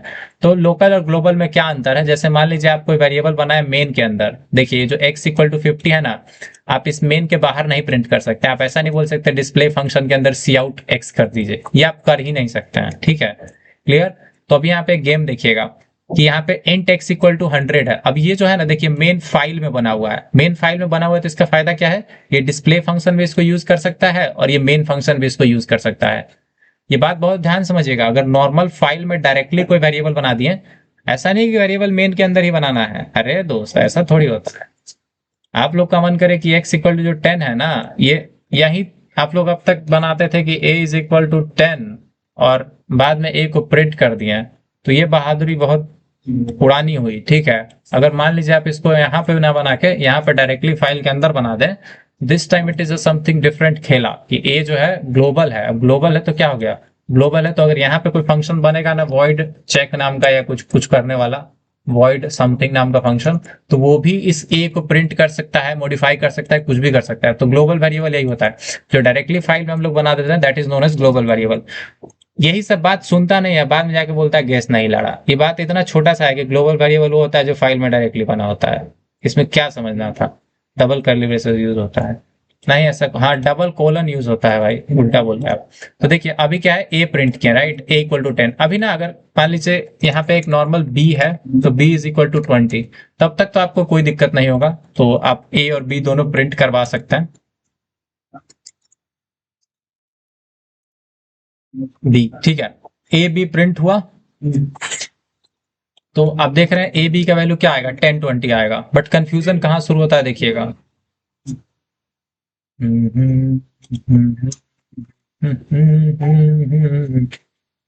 आ जाओ भाई, 10 20 आया, ठीक है, क्योंकि ए जो है ग्लोबल है और बी क्या है, लोकल है, मतलब कि अपने कहते हैं ना लोकल, बोलते हैं मेड इन इंडिया मतलब लोकल प्रोडक्ट, और ग्लोबल प्रोडक्ट मतलब बाहरी, चाइनीज, अमेरिकन, यही सब। वीआईपी क्वेश्चन बता दीजिए। तो देख काम करो, इस बालक को, अगर ये बालक सेम बात दोबारा बोले तो इसको बाहर निकाल देना, ठीक है। गुड। देखो 2 घंटा सुनोगे तो कुछ जीवन में मतलब हो सकता है नेक्स्ट सेमेस्टर से कुछ पढ़ने लग जाओ, वरना पास तो ऐसे भी हो जाओगे। और अगर नहीं मतलब पास होने वाले होगे तो फेल, अगर फेल होना होगा तो ये क्लास करके भी, मतलब जिस हिसाब से आप मांग रहे हैं कि सिर्फ वीआईपी के चक्कर में, हम भरोसा दिलाते हैं ऐसा क्वेश्चन है कि आपका दिमाग ऐसा पीछे मतलब घूम जाएगा, समझ रहे हैं। जैसे आंख आपका आगे है ना, आपको डेस्क का आगे दिखता है, क्वेश्चन देखते हैं आपको डेस्क का पीछे दिखने लगे। आप नहीं विश्वास है तो फर्स्ट सेमेस्टर का थर्ड सब्जेक्ट, फिफ्थ सेमेस्टर का फर्स्ट सब्जेक्ट, फिफ्थ सेमेस्टर का सेकंड सब्जेक्ट, क्वेश्चन पेपर देखते ही आपको लगेगा पीवाईक्यू से एको को मैच नहीं कर रहा है, कुछ भी उठा के पूछ दे रहा है, ठीक है। तो इन डेप्थ क्वेश्चंस पूछा जा रहा है, ठीक है, और प्रैक्टिकल ज्यादा, इसलिए कुछ समझा देते हैं ताकि कुछ लिख पाओ, ठीक है। नेक्स्ट आगे चलते हैं, अब एरेज की बात करते हैं। एरे क्या होता है? अगर आप नॉर्मल वेरिएबल था, जैसे आप इंट ए बनाते थे तो एक के नंबर रखते थे, अगर इंट ARR5 बना दिए तो उसमें आप क्या रख सकते हैं? 5 गो नंबर रख सकते हैं। नंबर तो डरा रहे हैं तो पता चलेगा। एरे क्या है? कलेक्शन ऑफ एलिमेंट है जो कि सेम डेटा टाइप का होता है, कंटिन्यूअस मेमोरी लोकेशन में स्टोर होता है, इसका साइज फिक्स होता है, और जब भी इसका मतलब जो भी साइज आप डिक्लेरेशन के टाइम बनाते टाइम फिक्स करते हैं उसको आप साइज चेंज नहीं कर सकते हैं। कुछ फीचर की बात करें तो इसमें क्या है, मल्टीपल वैल्यूज सेम टाइप का बहुत सारा वैल्यू स्टोर कर सकता है, ठीक है। Size fixed can not be change, एक बार फिक्स हो गया चेंज नहीं हो सकता। इंडेक्स का यूज करके डेटा फास्ट एक्सेस होता है, कंटिन्यूअस मेमोरी में स्टोर होता है, ये एरे ऐसे बनता है। वेक्टर क्या होता है? वेक्टर जो है डायनामिक चीज प्रोवाइड करता है, ये STL के अंदर आता है, मतलब एक मॉडर्न लाइब्रेरी है इसके अंदर आता है। इसका साइज जो है ग्रोस रिंग हो सकता है। वेक्टर मतलब कमने भरने वाला, ठीक है। जैसे होता है ना, एक बत्ती होता है जो हमें मतलब एक बाजा होता है जो सुबह से बजना शुरू करता है, सेम वॉल्यूम पर बजते रहता है, ठीक है। ऐसे समझे गाड़ी का हॉर्न, आवाज कम ज्यादा हो सकता है? नहीं ना। गाड़ी का स्पीकर सिस्टम, आवाज कम ज्यादा हो सकता है? तो बस वही समझिए, इसका साइज घट या बढ़ सकता है, ठीक है। इसका साइज डायनामिक होता है, इसमें पुश बैक से डेटा ऐड होता है, पॉप बैक से डेटा निकल जाता है, ठीक है। इजी है, एरे से ज्यादा सेफ है, STL का पार्ट है। अब बनाने के लिए आपको वेक्टर और एंगल ब्रैकेट में ये बताना होता है किस टाइप का वेक्टर बना रहे हैं। इंट बना रहे हैं तो आप इंट लिख सकते हैं, ठीक है। डायनेमिक साइज होता है, बट जब आप पाइथन वगैरह में जाएंगे या फिर जावा वगैरह में तो वहां पे साथ डायनेमिक टाइप भी हो जाता है कि आप मल्टीपल टाइप का डेटा भी रख सकते हैं। डरा रहे हैं? डरेगा तो तुम कल 3 बजे, सॉरी कल 9:30 बजे, 9:30 बजे ना, हाँ। Difference between array and vector, array fix size होता है, इधर डायनेमिक साइज है, घट बढ़ होते रहता है, चेंज नहीं हो सकता, इसका इंक्रीज या डिक्रीज हो सकता है। कोई फंक्शन नहीं बना बनाया, इसमें बना बनाया बहुत फंक्शन है। कम फ्लेक्सिबल है, ज्यादा फ्लेक्सिबल है। STL का पार्ट नहीं है, ये STL का पार्ट है। STL अपने आप में एक IPL है सी प्रोग्रामिंग में, ठीक है, उसमें बहुत सारा चीज है, तो सी का पार्ट है। सिंपल प्रोग्राम की बात करें तो एरे बनाया है, उसको प्रिंट करके दिखा दिया। वेक्टर बनाया है, उसमें पुशबैक 10 किया, पुशबैक 20 किया, पुशबैक 30 किया, और फाइनली वेक्टर डॉट साइज तक लूप चलाया, और जैसे VI में मतलब ARR प्रिंट करते थे वैसे ही ARR VI को प्रिंट कर दिया, ठीक है। अब वेक्टर डॉट साइज आपको ना पता हो तो सिंपल यहाँ पे 3 लिख दीजिएगा, हो गया मामला खत्म।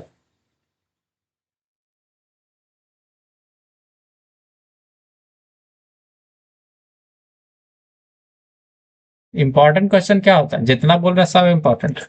अब वेक्टर एरे बेसिक तो आपको पता होना ही चाहिए, नहीं पता है तो बस कल पता चलेगा। स्ट्रिंग की बात करते हैं। स्ट्रिंग देखिए, एरे में एरे, स्ट्रिंग एरे, ठीक है। जैसे होता है ना भैया में भैया, पवन भैया, वैसे ही सब एरे तो एरे है, कैरेक्टर एरे जो है वो स्ट्रिंग है। मतलब नॉर्मल कैरेक्टर एरे में क्या होता था, हर कैरेक्टर मतलब देखिए नॉर्मल कैरेक्टर एरे से थोड़ा सा डिफरेंस होता है स्ट्रिंग में। इंटीजर एरे वगैरह देखें, बट आप सिंपल स्ट्रिंग लिख के नेम इक्वल टू हर्षित लिख सकते हैं डबल कोट्स में। तो इससे क्या होता है, आप exactly basically sequence of characters ABCDEFGH word वगैरह सेंटेंस वगैरह ये सब रख सकते हैं इस वाले को, ठीक है, स्ट्रिंग में।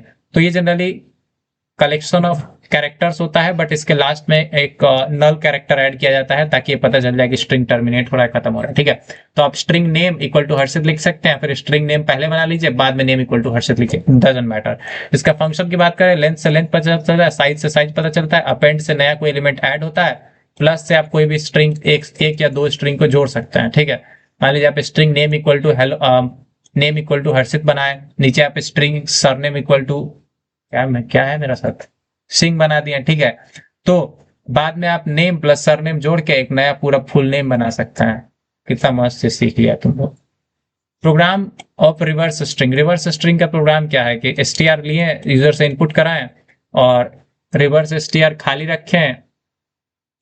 आई इक्वल टू लेंथ से शुरू किए, लेंथ -1 से 0 तक जाएंगे, और हर बार जो भी str में एलिमेंट है वो इधर रिवर्स स्ट्रिंग में जोड़ते चले जाएंगे, और इस तरह से रिवर्स स्ट्रिंग मिल जाएगा। समझ में नहीं आया तो बस समझिए, लास्ट इंडेक्स वाले को पहले जोड़ेंगे, फिर उसके बाद वाला को फिर मतलब उससे फिर सेकंड लास्ट को, थर्ड लास्ट को, फोर्थ लास्ट को, ऐसे 0 लास्ट तक को सबको जोड़ जोड़ के रिवर्स स्ट्रिंग में डालते जाएंगे, और लास्ट में डाल देंगे प्रिंट। अब बात करते हैं ऊप्स का, यहाँ से सब लोग डरेगा। एक्चुअली अभी तक जो हम आपको पढ़ाया ये कुछ नहीं था, ये तो वही था जो हम बोले थे कि पहले से पढ़ के आइएगा, लेकिन आप लोग नहीं पढ़ के आए। ऑब्जेक्ट ओरिएंटेड प्रोग्रामिंग, ठीक है। प्रोग्रामिंग का ऐसा कॉन्सेप्ट यहाँ से सुन लेगा ना दोस्त, इतना से पास हो जाएगा। अगर कोई कुछ नहीं पढ़ा है तो यहाँ से पास हो जाएगा, ठीक है। ऑब्जेक्ट्स का फॉर्म में अगर कोई प्रोग्रामिंग हो रहा है ऑब्जेक्ट के फॉर्म में, मतलब ऑब्जेक्ट क्या होता है, एक ऑब्जेक्ट में दो पार्ट होता है, उससे रिलेटेड डेटा और इससे रिलेटेड मेथड्स यानी फंक्शंस, ठीक है। डेटा की हाँ नंबर नाम ये सब, और फंक्शन मतलब exam, check data, set data, leave data, get data, ये सब कुछ कुछ है, वो सब फंक्शन। और सबको अगर बना के एक इकट्ठा एक स्टूडेंट बना दें, ठीक है, या फिर एम्प्लॉय से रिलेटेड सारा चीजें उसको एक एम्प्लॉय बना दे क्लास, तो वो बेसिकली आपका ऑब्जेक्ट ओरिएंटेड प्रोग्रामिंग कहलाएगा। इसमें इनकैप्सुलेशन मतलब डेटा और फंक्शन को एक साथ ग्रुप करना इनकैप्सुलेशन कहलाता है। क्लास का यूज करके आप सिंगल यूनिट में बना सकते हैं, दोनों को रख सकते हैं, ठीक है। नेक्स्ट अब्स्ट्रैक्शन की बात करते हैं। अब्स्ट्रैक्शन मतलब होता है हाइडिंग इंटरनल कॉम्प्लेक्सिटीज को हाइड करके सिर्फ एसेंशियल जानकारी ही दिखाता है। ये जनरली एटीएम में होता है कि एटीएम का इंटरनल डिटेल आपको नहीं पता होता है, बट बाहर से आप बटन्स का यूज करके सब कुछ कर सकते हैं, लेकिन इंटरनल कैसे होता है नहीं पता चलेगा। इनहेरिटेंस की बात करते हैं, जो पेरेंट क्लास का फीचर है वो चाइल्ड क्लास यूज कर लेता है, that is known as inheritance, ठीक है। ये रीयूजेबिलिटी कोड को प्रमोट करता है, यानी पहले से लिखा हुआ जो कोड है उसको रीयूज करने में हेल्प करता है, ठीक है। नेक्स्ट कहाँ गया भाई, ई मोटा हो गया बड़ा, अरे अच्छा रहेगा। Next polymorphism. पॉलीमॉर्फिज्म मतलब होता है बहुरूपिया, एक ही चीज का अलग अलग रूप, ठीक है। एंट्री बंद कर यार, अब सबको कोई भी आ जा रहा है, हमको लग रहा है अब लास्ट में सब घुसने का कोशिश करेगा। कंपाइल टाइम मतलब होता है वो जो आप कंपाइलेशन के टाइम में क्या होता है, कंपाइलेशन के टाइम में जो चीज पॉलीमॉर्फिज्म होता है उसको बोलते हैं कंपाइल टाइम पॉलीमॉर्फिज्म, ठीक है। अब देखो आने लग गया सब। नेक्स्ट रन टाइम पॉलीमॉर्फिज्म, जो कोड जब एग्जीक्यूट हो रहा होता है उस टाइम जो मतलब होता है उसको हम लोग बोलते हैं रन टाइम। तो इसमें आपका कंपाइल टाइम में मेथड ओवरलोडिंग जनरली आता है, इसमें मेथड ओवरराइडिंग या वर्चुअल फंक्शन आता है, ठीक है।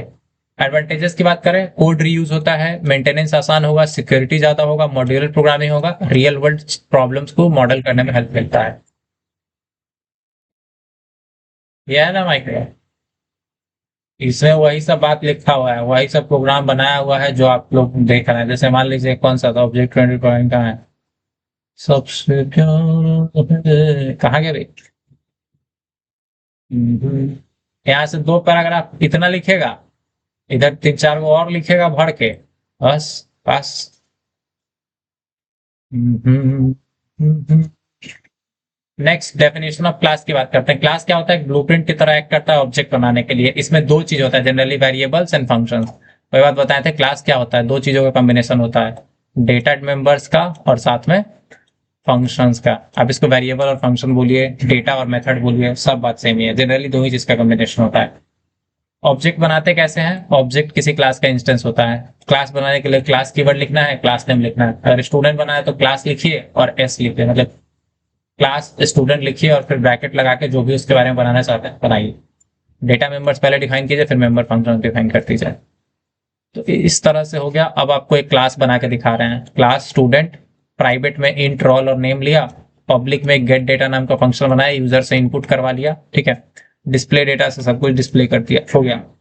अब मेन फंक्शन में स्टूडेंट डेटा टाइप लिया, जैसे इंट एक्स इंट वाई होता है वैसे स्टूडेंट लिखा और S1 बना दिया। अब S1 पे गेट डेटा कॉल किया, इससे इनपुट हो जाएगा सारा, और डिस्प्ले डेटा कॉल किया, इससे सारा डेटा डिस्प्ले हो जाएगा। बहुत सिंपल है, मतलब ऐसा समझिए कि उसमें डेटा पहले ऊपर बना दिया कि क्या क्या वेरिएबल बनाना है वो, और वही वेरिएबल पे प्रोसेस करने वाला दो ठो फंक्शन बना दिया, ठीक है।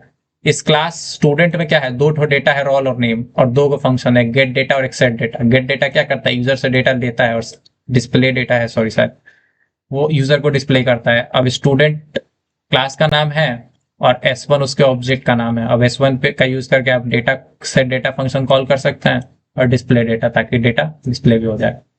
एक्सप्लेनेशन लिखा हुआ है, देख लेना अपना। कंस्ट्रक्टर की बात करते हैं। कंस्ट्रक्टर क्या है, कंस्ट्रक्टर एक स्पेशल फंक्शन है। क्लास के अंदर फंक्शन तो हुए बहुत, बट एक ही फंक्शन है जो सबसे स्पेशल है, वो कंस्ट्रक्टर।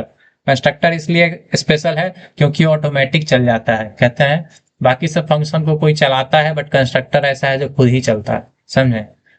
तो आप बोल सकते हैं एक और ऐसा फंक्शन है जो ऑटोमेटिकली चल जाता है तब जब भी कोई नया ऑब्जेक्ट क्रिएट होता है, ठीक है। इसका कैसे किसी बाहर वाले को पता चलेगा कि कंस्ट्रक्टर को चलाना है, तो इसका एक पहचान होता है कि इसका नाम जो होता है कंस्ट्रक्टर का वो क्लास के नेम के सेम होता है। अगर स्टूडेंट क्लास में आप कोई कंस्ट्रक्टर बनाएंगे तो उस फंक्शन का नाम स्टूडेंट होगा, जैसे इस फंक्शन का नाम गेट डेटा है, डिस्प्ले डेटा है, वैसे उसका नाम स्टूडेंट ही होगा। एग्जाम्पल देखिए, जैसे क्लास का नाम डेमो है, इसके अंदर क्या है, डेमो नाम का फंक्शन है, और ये कुछ आर्गुमेंट चाहे तो ले सकता है, बट ये ध्यान रखिए रिटर्न कुछ नहीं करेगा। नॉर्मल फंक्शंस में क्या होता है, कुछ ना कुछ रिटर्न होता है। ऊपर देखिएगा तो उसमें इसमें क्या है, वॉइड रिटर्न लिखा है, मतलब कंस्ट्रक्टर में आप वॉइड भी नहीं लिख सकते, यानी कुछ रिटर्न ही नहीं करना है, ठीक है। तो इंपॉर्टेंट पॉइंट, कंस्ट्रक्टर का नेम क्लास के नेम के सेम होना चाहिए, कुछ रिटर्न टाइप नहीं होता है, वॉइड भी नहीं हो सकता है, ऑटोमेटिकली एग्जीक्यूट होता है जब भी ऑब्जेक्ट क्रिएट होगा। डिस्ट्रक्टर की बात करें तो एक स्पेशल मेंबर फंक्शन है जो कि ऑटोमेटिकली कॉल होता है जब ऑब्जेक्ट डिस्ट्रॉय हो रहा होता है, मतलब जब मेमोरी से ऑब्जेक्ट जा रहा होता है, मतलब मेमोरी में जैसे ऑब्जेक्ट आने वाला होता है तो कंस्ट्रक्टर कॉल होता है, ठीक है। और जब भी वो मेमोरी से जा रहा होता है, जैसे वो मेमोरी से जा रहा होता है, तब उस टाइम क्या कॉल होता है, डिस्ट्रक्टर, ठीक है। कोई भी ऑब्जेक्ट, समझा, कंस्ट्रक्टर डिस्ट्रक्टर को आप समझ लीजिए कि बर्थडे क्या कहते हैं उसके, अरे कंस्ट्रक्टर मतलब भोज और डिस्ट्रक्टर मतलब भी भोज। तो कोई भी इंसान दुनिया में आता है तो भोज होता है ना, और जाता है तब भी भोज होता है, तो बस वही समझ लीजिए, कंस्ट्रक्टर क्या है, वो भोज है जो आने के टाइम होता है, और डिस्ट्रक्टर वो भोज है जो जाने के बाद होता है, लेकिन भोज मैंडेटरी है, होना चाहिए, समझे, बढ़िया। चलो आगे, डिस्ट्रक्टर, इंपॉर्टेंट पॉइंट की बात करें, डिस्ट्रक्टर का नाम भी सेम नेम होता है क्लास से, बट डिफरेंट क्या होता है देखिएगा, कंस्ट्रक्टर डिस्ट्रक्टर में बहुत अंतर नहीं होता है, बहुत छोटा सा अंतर है। देखिए इसमें ना एक चीज है, नोटिस कीजिएगा, इसका नाम भी डेमो है क्योंकि क्लास का नाम डेमो रखे थे, क्लास का नाम स्टूडेंट होता तो आपको भी कंस्ट्रक्टर का नाम स्टूडेंट रखना होता, तो सेम टू सेम नाम रख दिए, बट हाँ, फिर अब डिस्ट्रक्टर में क्या है, ये टिल्ट सिंबल लगा हुआ है, ये जो ऐसे करके ऐसे लगता है ना, एग्जाम में ऐसे बना दीजिएगा, ठीक है। तो टेढ़ा वाला जो सिस्टम है ये लगता है, ठीक है। तो बस इसमें क्या लिखा हुआ, कंस्ट्रक्टर कॉल्ड, और इसमें डिस्ट्रक्टर कॉल्ड लिख दिया, और आप एक ऑब्जेक्ट बनाइए डेमो का ऑब्जेक्ट, अपने आप दोनों चल जाएगा, कोई दिक्कत नहीं है, ठीक है। That's it. चलो आगे चलो, आगे चलो, आगे चलो, आगे चलो। मतलब आपको क्या करना है, आप एक क्लास एग्जाम्पल बनाइएगा, उसके अंदर एक एग्जाम्पल नाम का फंक्शन बनाइएगा, कुछ रिटर्न टाइप मत लिखिएगा, और सी आउट में लिख दीजिएगा कंस्ट्रक्टर कॉल्ड, और एक ये लाइन वाला एग्जाम्पल बनाइएगा, उसमें लिख दिया डिस्ट्रक्टर कॉल्ड, बस इतना भी कम से कम कर दीजिएगा ना दोस्त, इतना भी कर दिया तो कंस्ट्रक्टर डिस्ट्रक्टर का एग्जाम्पल हो गया, ठीक है। वैसे अगर मेन में एक ऑब्जेक्ट बना दीजिएगा तो क्या कहना। नेक्स्ट बात करते हैं टाइप्स ऑफ कंस्ट्रक्टर। पहले तो डिफॉल्ट कंस्ट्रक्टर, जैसे ये डेमो है, कोई आर्गुमेंट ले रहा है नहीं, डिफॉल्ट कंस्ट्रक्टर है, ठीक है। दूसरा देखिए स्टूडेंट है, इसमें रोल लिया जा रहा है, स्टूडेंट कंस्ट्रक्टर यहाँ पे इंट आर ले रहा है, यानी रोल ले रहा है, और वही आर को उठा के रोल में सेट कर रहा है। तो पैरामीटराइज तो होता है जो आप कंस्ट्रक्टर के बाद आपको कुछ आर्गुमेंट लेता दिखेगा, ये कुछ नहीं ले रहा तो डिफॉल्ट वाला है, ये क्या है, पैरामीटराइज्ड है क्योंकि कुछ ले रहा है, ठीक है। नेक्स्ट बात करते हैं कॉपी कंस्ट्रक्टर, ये बड़ा डिफरेंट चीज है। कॉपी कंस्ट्रक्टर क्या करता है, जिस क्लास का ऑब्जेक्ट है ना डेमो, मतलब जिस क्लास का कंस्ट्रक्टर है उसी टाइप का एक रेफरेंस लेगा, देख रहे कॉन्स्ट डेमो और स्टार ओबीजे करके लिया, ठीक है। अब वो कॉन्स्ट टाइप में क्यों लेते हैं कि भैया सारे क्वेश्चन पे पीडीएफ डाल देना ग्रुप में, व्हाट्सएप पे मैसेज कीजिएगा तभी कुछ उपाय हो सकता है। नेक्स्ट बात करते हैं कॉपी कंस्ट्रक्टर के बारे में स्पेसिफिकली। कॉपी कंस्ट्रक्टर क्या है, कॉपी कंस्ट्रक्टर जो है किसी एक ऑब्जेक्ट को दूसरे ऑब्जेक्ट में कॉपी करने के लिए यूज होता है। जैसे स्टूडेंट क्लास का कोई ऑब्जेक्ट है आदित्य, और हमको चाहिए कि आदित्य का एक क्लोन बनाना है, तो हम क्या करेंगे, एक नया मतलब एक कॉपी कंस्ट्रक्टर का यूज करके आदित्य का एक कॉपी बना लेंगे, बहुत आसान है ये करना, ठीक है। गुड, बढ़िया लड़का है इसलिए इसका कॉपी बना लिया जाएगा। इट इज कॉल्ड व्हेन, जब भी ऑब्जेक्ट कोई भी मतलब इनिशियलाइज होता है अनदर ऑब्जेक्ट से, तभी ये अपने आप कॉल हो जाता है। और ये क्या होता है, object is passed by value of to a function, मतलब ऑब्जेक्ट जो भी होता है, जो भी ऑब्जेक्ट पे कॉपी कंस्ट्रक्टर कॉल होगा वो एज ए आर्गुमेंट दूसरे वाले को पास होता है, ठीक है। And object is return from function, मतलब जो भी वो फंक्शन होता है उससे एक ऑब्जेक्ट रिटर्न होता है। देखिएगा यहाँ पे आपको दिख रहा है, ये नॉर्मल डेमो क्या है, ए लिया और ए में असाइन कर दिया, ठीक है। और ये क्या है, डेमो क्लास का ऑब्जेक्ट लिया और जो भी ऑब्जेक्ट पे एक्स था वो इस पे एक्स बना दिया और लिख दिया कॉपी कंस्ट्रक्टर कॉल।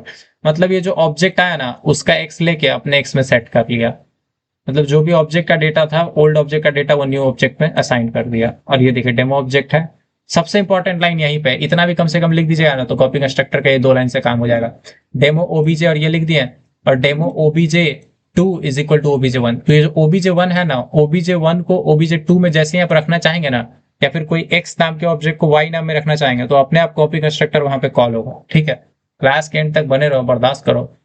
एग्जाम्पल की बात करते हैं, अपने आप देख लीजिए एक्सप्लेनेशन क्या देखेंगे। इनहेरिटेंस की बात करते हैं।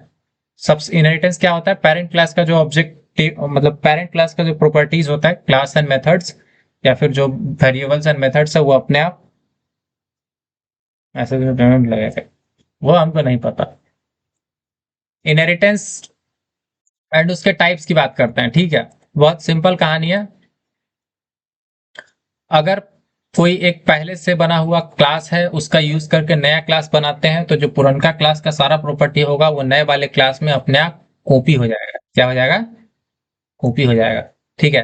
टाइप्स ऑफ इनहेरिटेंस की बात करें, सिंगल इनहेरिटेंस की, एक डिराइव्ड क्लास एक चाइल्ड क्लास। जैसे क्लास ए है ऊपर और class B colon class A. अब कॉलन जब भी लिखता है ना क्लास बी बनाते टाइम, अगर क्लास बी के बाद डायरेक्टली ब्रैकेट शुरू कर देते हैं तो दो क्लास अलग अलग होता है, ए अलग बी अलग, ठीक है।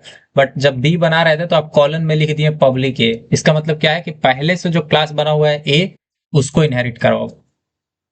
इनहेरिट कराओ मतलब उसका यूज करो, ठीक बा। नेक्स्ट, अब बात करते हैं मल्टीपल इनहेरिटेंस का। इसको इधर कर भाई। मल्टीपल इनहेरिटेंस का, मल्टीपल इनहेरिटेंस जो है ना वो तब होता है जब आप एक क्लास बना हुआ है ए और एक बना हुआ है बी, और जब आप सी बनाने चले हैं तो कॉलन लिख के आप एक ए भी लिख दिए बी भी लिख दिए। मतलब क्या है कि इसका भी प्रॉपर्टी ले लिए, उससे भी ले लिए, पप्पा का वाला भी सारा प्रॉपर्टी ले लिए, मम्मी वाला भी सारा प्रॉपर्टी, उधर वाला भी जाके मम्मी का मैं कब्जा उब्जा कर लिया, ठीक है। तो ये एक तरह का मल्टीपल इनहेरिटेंस है कि दोनों से जो है प्रॉपर्टी इनहेरिट कर लिया, ठीक है। नेक्स्ट, मल्टी लेवल इनहेरिटेंस में बहुत देखिए इसमें क्या होता था कि एक पेरेंट है ऊपर, आप समझिए ए नाम का क्लास है सिंगल में, और उसके नीचे क्या है बी नाम का क्लास है। ए से प्रॉपर्टी लिया बी, तो ये क्या है सिंगल इनहेरिटेंस है। मल्टीपल में क्या होता है, दो ठो क्लास था पहले से, एक ए था एक बी था। और मल्टीपल में क्या है, मल्टीपल मतलब ज्यादा जुगाड़ लगाया हुआ है, दोनों से इनहेरिट होकर नया क्लास बना सी। मल्टी लेवल में क्या है, मल्टी लेवल तो कमाल का चीज है। ए से बना बी और बी से बना सी, तो ए वाला सारा प्रॉपर्टी बी में आ गया, ठीक है। तो बी के पास अपना भी सारा है और ए वाला भी है, और सी में क्या है बी से सारा प्रॉपर्टी लिया, तो अब सी के पास अपना भी प्रॉपर्टी है, बी भी आया और बी को ए के मिला हुआ था, तो इस तरह से सी के पास तीनों वाला जितना प्रॉपर्टी होगा सब आ जाएगा। तो मल्टी लेवल आप समझ गए, ठीक है। सी के पास ए बी दोनों का प्रॉपर्टी होगा, जबकि ए के पास बी का प्रॉपर्टी नहीं होगा, बी के पास ए का नहीं होगा, ऐसा नहीं होगा, ठीक है। बस यही है, इस डायग्राम से आप याद रख सकते हैं तीनों को, ठीक है। सिंगल में क्या है, ऊपर ए है उसका एक चाइल्ड बी है। मल्टीपल में क्या है, ए बी दोनों अलग अलग है, दोनों से मिलकर सी बना। मल्टी लेवल में क्या है, मल्टी लेवल मतलब तीन लेवल का होगा, ए उससे बना बी, बी से बना सी, ठीक है। आप इनहेरिट यहाँ देखेंगे तो लिख रहा है क्लास ए नॉर्मली बनाया, क्लास बी बोला ए से बनाओ, क्लास सी जो है बी से बनाओ।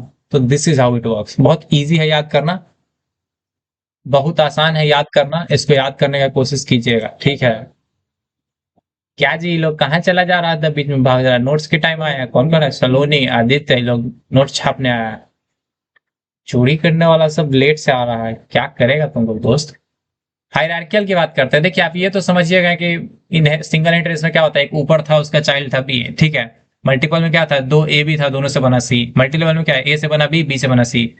अब हायरार्कियल में बात करते हैं, हायरार्कियल में क्या होता है, यहाँ से सबसे ये सबसे इंटरेस्टिंग है कि एक ऊपर क्लास है ए और ये बांटने वाला है थोड़ा, इससे बना बी, इसी से बना सी। हायरार्कियल में क्या होता है, सिंगल पेरेंट होगा, मल्टीपल चाइल्ड हो सकता है, ठीक है। मल्टी लेवल में क्या है, मतलब बस मल्टीपल लेवल होना चाहिए, एक से इनहेरिट होकर वो बना और उससे इनहेरिट होकर दूसरा बने तो मल्टी लेवल है। मल्टीपल में क्या होता है, एक या दो या तीन भी हो सकता है, मान लीजिए एक एक्स नाम का भी है, उससे भी अगर इनहेरिट हो जाए तो मल्टीपल है। और सिंगल में क्या है, एक पेरेंट एक चाइल्ड, ठीक है। समझ में आया सबको? गुड। तो यही चार है। और पांचवा है हाइब्रिड। हाइब्रिड में क्या होता है, किसी भी दो को मिला के बना लीजिए तो उसको हाइब्रिड कहेंगे, ठीक है। ए है, ए से बनाया बी, ठीक है, और सी नॉर्मल है। अब डी बनाते टाइम, अच्छा इसका डायग्राम बनाते हैं, देखिए ए क्लास ऊपर था नॉर्मली, और क्या बोला है, ए से बनाया बी, तो चलिए बना दिए ए से बनाया बी, ठीक है।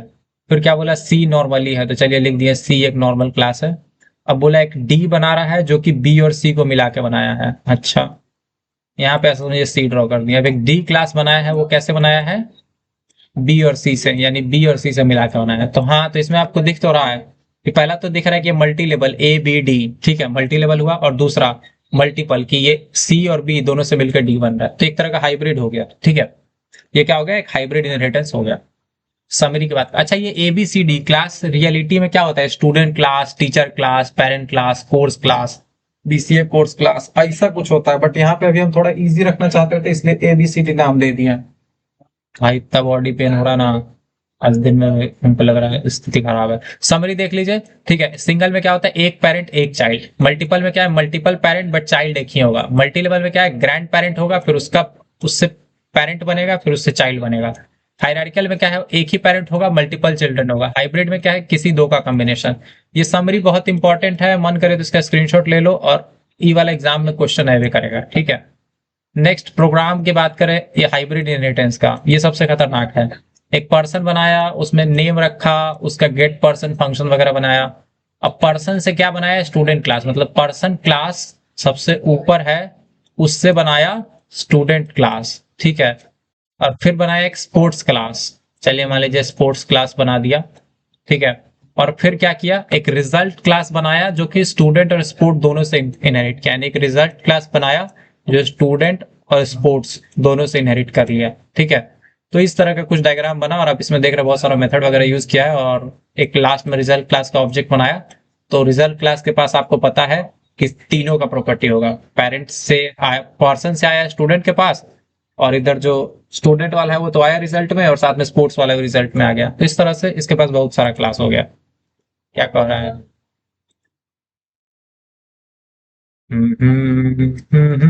वेट करो भाई, लास्ट तक इंतजार करो। 17 नंबर क्वेश्चन भाई, मात्र 25 क्वेश्चन है, 17 पे आ गए मतलब समझ रहे हो तुम, 16 क्वेश्चन पढ़ लियो, अब 8 को सिर्फ करना है। मेथड ओवरलोडिंग की बात करें, मेथड ओवरलोडिंग ऐसा समझिए कि कुछ मतलब आपके घर में ना, क्या कहते हैं उसको, क्या समझिए, जैसे मान लीजिए आपके घर में कोई लड़का था, ठीक है, उसका शादी किया गया, और जिस लड़की से उसका शादी किया गया ना, उसका भी नाम सेम है। मान लीजिए किसी लड़का का नाम था कमल, और जिस लड़की से उसका शादी हुआ उसका नाम भी कमल था। तो कमल कमल दो लोग हो गया, दोनों का नाम क्या है, सेम टू सेम। ठीक है, दोनों का नाम कमल और कमल है। तो जब भी घर में बोलेगा ए कमल, तो समझ जाएगा कि इसको बुला रहा है, और जब भी बोलेगा कमल जी आइए, तब समझ जाइए कि वो बहू रानी को बुला रहा है। तो ये जो कमल कमल जो है ना, एक ही नाम है, बट दोनों को जब डिफरेंट डिफरेंट सिनेरियो में बुलाया जा रहा है तो अलग अलग लोग आ रहा है। बात समझा क्या सुमित जी, आपके नाम का तो मिलना मुश्किल। होता है भाई, एक बार कमल नाम का लड़का और कमल नाम की लड़की होती है, मैंने दोनों देखा है, बट दोनों का शादी होते नहीं देखा है, ये झूठ नहीं बोल सकता है। लेकिन कमल नाम का लड़का और कमल नाम का लड़की देखा है। मेथड ओवरलोडिंग में यही होता है, दो का फंक्शन होता है, दोनों का नाम सेम होता है, फिर तो उसको अरे ये तो देम। जैसे आपको एक काम करिए, जब भी कुछ ना समझ में आए ना, तो एक बढ़िया चीज समझिए, पहले तो समझने का कोशिश कीजिएगा, और नहीं समझ में आए तो दिखाते हैं एक तो ट्रिक। गूगल पर जाइए, सर्च कीजिए मेथड ओवरलोडिंग, ये तो सब सर्च करता है, बट इसके आगे दो एक वर्ड लगा दीजिए, मीम। मीम, अब मीम में क्या होगा, आपको कुछ ना कुछ एक फनी ऐसा चीज मिलेगा जिससे आपको वो दिमाग में याद हो जाएगा कि अच्छा ऐसा था। और मेथड ओवरलोडिंग वही बता रहा है कि हाँ मल्टीपल मतलब क्या नाम है, ये सब क्या क्या कर दिया, कोई इजी सा नहीं मिल रहा क्या।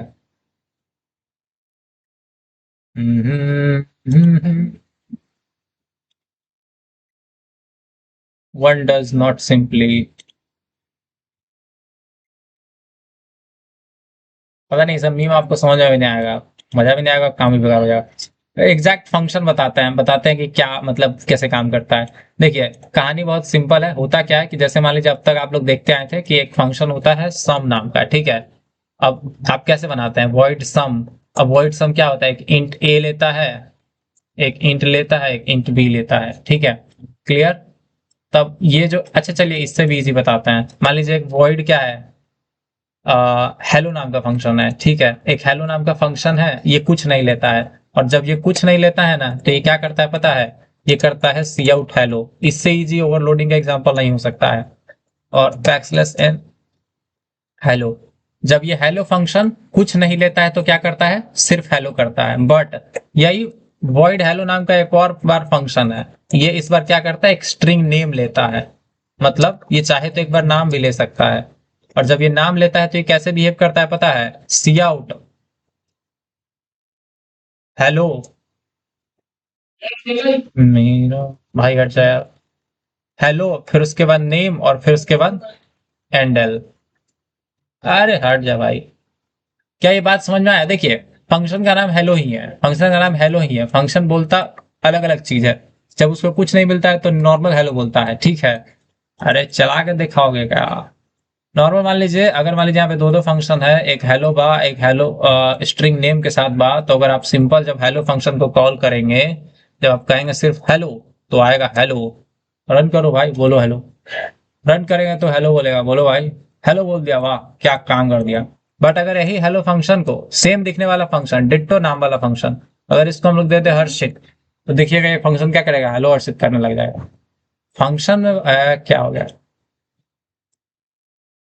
80 साल का प्रोग्रामर भी सेमीकोलन भूल जाता है, तो हमको तो अभी 80 महीना भी नहीं हुआ है। हेलो हर्षित से हेलो हर्षित हो गया, ठीक है। अगर मान लीजिए हेलो हर्षित के बाद सबसे पहले कौन है, नवनीत बाजी, नवनीत बाजी, नवनीत अगर हम लिख देंगे तो हेलो नवनीत आ जाएगा, ठीक है? क्लियर?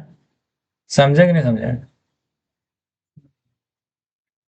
महिला को भी किसी महिला का भी नाम लिख देता है, हेलो सलोनी, तो अब देखेंगे कि हेलो सलोनी आ जाएगा। डिफरेंट बात यही है कि हेलो को मतलब डिफरेंट बिहेवियर, आप चाहें तो एक और हेलो फंक्शन बना सकते हैं, बट कंडीशन यही है ना कि जब भी आप सेम दिखने वाला बहुत सारा फंक्शन बनाइए ना, हेलो हेलो नाम का देखिए फंक्शन, आप चाहें तो एक और हेलो बना दीजिए, वॉइड हेलो। बट इस टाइम आपको क्या करना होगा, आर्गुमेंट जो है ना, जैसे इसमें खाली था, इसमें स्ट्रिंग था, तो अब आप खाली वाला नहीं बना सकते हैं, चाहे स्ट्रिंग वाला नहीं बना सकते, आपको अब कोई और आर्गुमेंट बनाना पड़ेगा, मतलब कुछ और टाइप का आर्गुमेंट चूज कीजिए और वैसा आर्गुमेंट लीजिए। ये इसलिए रेस्ट्रिक्ट किया गया ना कि सेम आर्गुमेंट आपका मत नहीं बना सकते हैं, क्योंकि जब यहां से कॉल करने वाला होगा तो उसको कंफ्यूजन नहीं होना चाहिए ना। जब वो खाली कॉल किया तो समझ गया कंप्यूटर कि हाँ ये वाला चलाना है, जब वो स्ट्रिंग भेज के कॉल किया तो उसको पता है ये वाला चलाना है। बट अगर आप दो दो खाली वाला बना देंगे, जैसे मान लीजिए दो दो बार खाली वाला बना दीजिएगा, तो एरर देगा, भड़क जाएगा, बोलेगा ये हेलो है तो ये हेलो काहे बना रहे हो। देखिए बोला है कि एक जो हेलो है, redefinition of void hello, void hello पहले से था ही और उसको तुम फिर बना दिए। अगर यही चीज हम बोल दें यहाँ पे हम लोग एक इंटीजर लेंगे, ठीक है, हम लोग यहाँ पे एक इंट एक्स लेंगे, तो मान लीजिए ये फंक्शन बेसिकली क्या करता होगा, जितना मतलब बार इसको मन करता होगा, अगर एक्स के अंदर यूजर 10 देगा तो ये 10 बार हेलो बोलता होगा। मतलब समझ रहे, एक ही चीज एक ही हेलो कितना तरह से हो सकता है। एक हेलो खाली है सो हेलो हो सकता है, नाम के साथ हेलो हो सकता है। एक हेलो का फंक्शन ऐसा हो सकता है जो यूजर से नंबर लेगा और बोलेगा, जितना बार यूजर बोलेगा उतना बार हेलो हेलो हेलो कर देगा, ठीक है? अरे भाई, आप में से किसी को नींद आ रहा है? Raise your hand. मेरा सनम, आप रेज करो, जिसको नींद आ रहा है हैंड रेज करो। तो आपके नींद आने का एक मतलब एक दो ऑप्शन है आपके पास, या तो जो रेड बटन दिख रहा है वो दबा दीजिए, या तो दूसरा ऑप्शन है जाके रील देखने लगिए। आपको पता है दोनों का रिजल्ट क्या होगा। मेरा सनम, कल पता चलेगा। कल एग्जाम में अफसोस आया, बोले 5 मिनट और वो सुन लिए होते ना तो बच जाते हैं हम। Let's continue to the topic guys, कहाँ है हटाओ। मेथड ओवरलोडिंग में ये होता है, कहता है कि function name must be same, दोनों फंक्शन का नाम सेम होना चाहिए, जैसे हेलो हेलो 2 बार हेलो, ठीक है। पैरामीटर जो है डिफरेंट होना चाहिए, मतलब पैरामीटर सेम होगा, मतलब या तो नंबर डिफरेंट हो, मतलब कि एक अगर इसमें एक है तो उसमें दो हो, या तो इसका टाइप डिफरेंट है इसका है तो इसका। समझ नहीं आ रहा है, हंसे क्यों रोए? टॉपिक नहीं समझ में आ रहा है इसलिए रोना है कि मतलब कल के लिए रोना है? कल के लिए रोना है तो कल रो लीजिएगा। Return type can not be differentiate overloaded function, वही बात है, रिटर्न टाइप जो है सिर्फ रिटर्न टाइप से फंक्शन का जो डिफरेंशिएट नहीं हो सकता है, इसीलिए हम लोग को क्या करना होता है, आर्गुमेंट के बेसिस पर डिफरेंशिएट होता है। तो हमेशा फंक्शन का नाम जब भी सेम बनाएंगे तो मेथड ओवरलोडिंग होगा, बट बनाते टाइम ध्यान क्या रखना है कि आर्गुमेंट डिफरेंट रहना है। मेरा बात सुनकर नींद आ रहा है, सो जाइए। Program to demonstrate method overloading, देखिए एक ऐड नाम का फंक्शन है, ये ए और बी लिया है और दोनों का रिजल्ट भेज दिया, वाह क्या काम किया है। दूसरा वाला क्या किया, बाप रे अभी तो बहुत बड़ा काम कर दिया, ए बी सी 3 नंबर लिया और तीनों को डिस्प्ले कर दिया, ठीक है। जावा में एक चीज आएगा वेर आर्गुमेंट का, आप देखिएगा ये दोनों फंक्शन का काम एक के फंक्शन कर देगा जावा में, वो चीज जावा में पढ़ेंगे, ठीक है। इंटरेस्ट बनाए रखिए। एक और है ऐड नाम का फंक्शन, ये क्या करता है, डबल ए और डबल बी लेता है, यानी ये डबल डेटा लेता है। तो एक चीज है मेथड ओवरलोडिंग दिखाने के लिए, जब चीट से एग्जाम में लिख रहे हो तो एक ऐड फंक्शन बन गया, एक ऐड बन गया, टाइम ना रहे तो तीसरा लिख के टाइम वेस्ट मत कीजिएगा, ना तो धरा जाइएगा। पहला लिख दिया, दूसरा लिख दिया, 2 फंक्शन में लिख दीजिएगा तो मेथड ओवरलोडिंग हो गया। समझे? अच्छा हाँ, ध्यान रखिए कि जब कॉल कर रहे हैं तो ऐसा नहीं कि वो वाला कॉल कर दिया डबल वाला, सिर्फ 2 ही कॉल करके दिखा दीजिए, काम खत्म। ये तीसरा वाला नहीं भी कीजिएगा ना तो चलेगा। बात समझ में आया? गुड। ना तो ये वाला तो लिख दीजिएगा, अरे हेलो लिख दीजिए, ठीक है, हटाओ। एक नॉर्मल वॉइड हेलो लिख दीजिए, इसके अंदर हेलो प्रिंट कीजिए। एक वॉइड हेलो लिखिए, इसके अंदर स्ट्रिंग नेम लीजिए और हेलो नेम के साथ दिखाइए। हर्षित मत लिखिएगा, अपना नाम लिख दीजिएगा, ठीक है? अपना नाम लिखिएगा तो क्या होगा पता है? अपना नाम लिख दीजिएगा कूल देवी, ठीक है? तो ऐसे लिखेंगे तो क्या होगा, मतलब मार्क्स ज्यादा मिलेगा। मेरा मेरा नाम देखते नंबर काट लेगा आपका। समझ जाएगा कि इसका मतलब कहीं वही तो आके नहीं लिख दिया। सेम फंक्शन जो है ऐड है, बट इसका पहला फंक्शन 2 इंटीजर लेता है, सेकंड फंक्शन 3 इंटीजर लेता है, और थर्ड फंक्शन क्या है, 2 डबल वैल्यूज लेता है। तो क्या है, अलग अलग सबका अपना अपना आर्गुमेंट है, अलग अलग डेटा लेके चल रहा है, तो कोई दिक्कत नहीं है। मेरा बात करते हैं वर्चुअल फंक्शन। वर्चुअल फंक्शन मतलब जो फंक्शन अपना मतलब है ना उसको, वर्चुअल फंक्शन ऐसा है जो कभी किसी के साथ कभी किसी के साथ, ठीक है? कहता है virtual function is a member function of a class that is declared using a virtual keyword. It means to be overridden in a derived class. मतलब एक फंक्शन जो है, इसको ना डिपेंड करता है कि कौन सा चाइल्ड क्लास इसको ओवरराइड कर रहा है। मतलब पेरेंट क्लास में कोई फंक्शन बनता है और चाइल्ड क्लास क्या है, अगर 2 को चाइल्ड क्लास है तो कोई अपना हिसाब से बदल दिया, कोई अपना हिसाब से बदल दिया। तो मान लीजिए घर में पिताजी कोई रूल बनाए, एक बेटा आया वो उसका कुछ और बना दिया, रूल का चेंज करके कुछ और कर दिया, दूसरा बेटा उठा वो कुछ और कर दिया, तो वो जो रूल था पिताजी का वो हो गया वर्चुअल फंक्शन, मतलब एक वर्चुअल रूल हो गया। बात समझ में आया? एग्जांपल अभी देखिएगा, जैसे बेस क्लास है, क्लास बेस है, इसमें एक वर्चुअल वॉइड शो नाम का फंक्शन है। जनरली वॉइड शो नाम का फंक्शन बनाते हैं, बट इसके आगे क्या लगा हुआ, इंटरेस्टिंग पार्ट वर्चुअल। कभी भी किसी फंक्शन के आगे वर्चुअल कीवर्ड लग गया मतलब उसका चाइल्ड उस फंक्शन का कुछ भी कर सकता है, मतलब उस फंक्शन का। तुम्हारे पास इतना ही काम था क्या भाई? क्या पूछ रहा, हमको पकड़ा है? अच्छा, ये 4 बार बता दिया हम लोगों को डीबीएम से हमको धर लिया है। बेटा तुमको तो सी प्लस उसके दिन धरेगा। वर्चुअल कीवर्ड लगाने से क्या होता है, कोई फंक्शन वर्चुअल बन जाता है, यही बात, बस इतना है। अब इससे फायदा क्या होता है, डिराइव क्लास में आप उस शो मेथड को जब कॉल करेंगे, मतलब शो मेथड दोबारा से बना देंगे। मतलब शो मेथड पेरेंट में था ही, बट उसी को फिर से दोबारा बना दिया, यानी कि एग्जैक्टली जैसे पेरेंट अपने हिसाब से शो मेथड को डिजाइन किया था, चाइल्ड क्या कर दिया, उसको मॉडिफाई कर दिया। बात समझ में आया? इनहेरिटेंस का रूल यही कहता है, अगर बेस का चाइल्ड है डिराइव्ड, जो बेस क्लास था उसका चाइल्ड है डिराइव्ड, तो रूल तो यही कहता था कि शो मेथड ऊपर से नीचे आता, ठीक है? ध्यान दे लो उधर, बेहुदा सर इधर ना देखो, चैट बंद करो इसका। भाई एक काम करेंगे अभी, 23 क्वेश्चन नंबर पे ना, 23 या 22 पे जाके चैट खोलेंगे, ठीक है? गुड। तो जो ऊपर वाला वर्चुअल है ना, जो ऊपर वाला क्लास है वो वर्चुअल है। वर्चुअल मतलब कि हाँ, नीचे वाला कुछ भी कर सकता है उसका, ठीक है? अगर वो नीचे वाला कुछ भी कर सकता है तो चाइल्ड क्लास उसके हिसाब से अपने हिसाब से मॉडिफाई कर लेगा। तो देखिए बेस क्लास पॉइंटर है, ऑब्जेक्ट है, ये है वो है, पता नहीं क्या है ना उसको, ये है वो है, दिस है डैट है, किए हुए। Next example, friend function, sorry example नहीं, एक्सप्लेन, आंख से कान देख लेना का मेरा भाई। ओहो, फ्रेंड फंक्शन क्या होता है? फ्रेंड फंक्शन मतलब दोस्त फंक्शन। हर इंसान का एक दोस्त होता है, ठीक है? जिसको क्या होता है, आपका प्राइवेट डेटा का एक्सेस होता है। जैसे मान लीजिए हर कोई आपका फोन नहीं देख सकता है, बट कोई एक दोस्त जरूर होता है जो आपका फोन खोल के देख सकता है, वो कुछ भी कर दे सकता है, ठीक है? क्योंकि आपको उस पर इतना भरोसा है कि कुछ गड़बड़ नहीं करेगा। बात समझ आया? तो कैसे काम करता है, जैसे देखिए एक क्लास है, ध्यान समझिए, क्लास डेमो है, ठीक है? क्लास डेमो के अंदर एक प्राइवेट डेटा है नम, तो ऐसा समझिए ये तो प्राइवेट है, ये डेमो कंस्ट्रक्टर के अंदर एक्सेस हुआ, कोई दिक्कत नहीं है। बट यहाँ पे एक चीज लिख दिया, friend void display demo OBJ.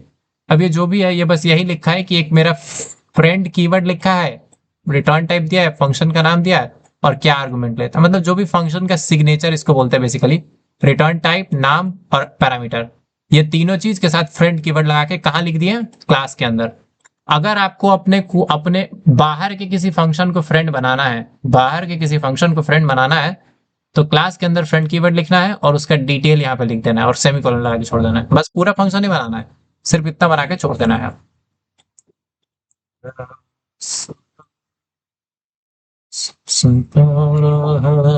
देखिए अभी डिस्प्ले फंक्शन बाहर था, अब ये बाहर से क्या करेगा, इसके प्राइवेट डेटा को एक्सेस कर पाएगा। देखिए ऑब्जेक्ट डॉट नम किया और एक्सेस कर लिया, so it was very cool. जो आपके फ्रेंड फंक्शन है वो क्या कर सकते हैं, ऑब्जेक्ट ओरिएंटेड प्रोग्रामिंग का सी प्लस प्लस यहीं पे थोड़ा सा कमजोर पड़ जाता है। बाकी सब लैंग्वेज में रूल होता है कि प्राइवेट डेटा को कोई बाहर से किसी कीमत पे एक्सेस नहीं करता है, बट सी प्लस प्लस वाला बोला कि हम यहाँ पे करेंगे बकलोली, ठीक है। तो वो एक नया रूल इंट्रोड्यूस कर दिया, बोला कि एक स्पेशल फंक्शन बनेगा फ्रेंड, जो कि क्या करेगा, प्राइवेट डेटा को एक्सेस कर पाएगा। तो इसीलिए कभी कभी सी प्लस प्लस को क्रिटिसाइज करना होता है तो हम लोग बोल देते हैं कि ऑब्जेक्ट ओरिएंटेड प्रोग्रामिंग के कुछ मेजर फीचर्स को ये क्या करता है, वॉयलेट करता है। जैसे कि डेटा सिक्योरिटी, ये क्या करता है, प्राइवेट डेटा को बाहर एक्सेस करने का आजादी देता है यूजिंग फ्रेंड फंक्शन, राइट।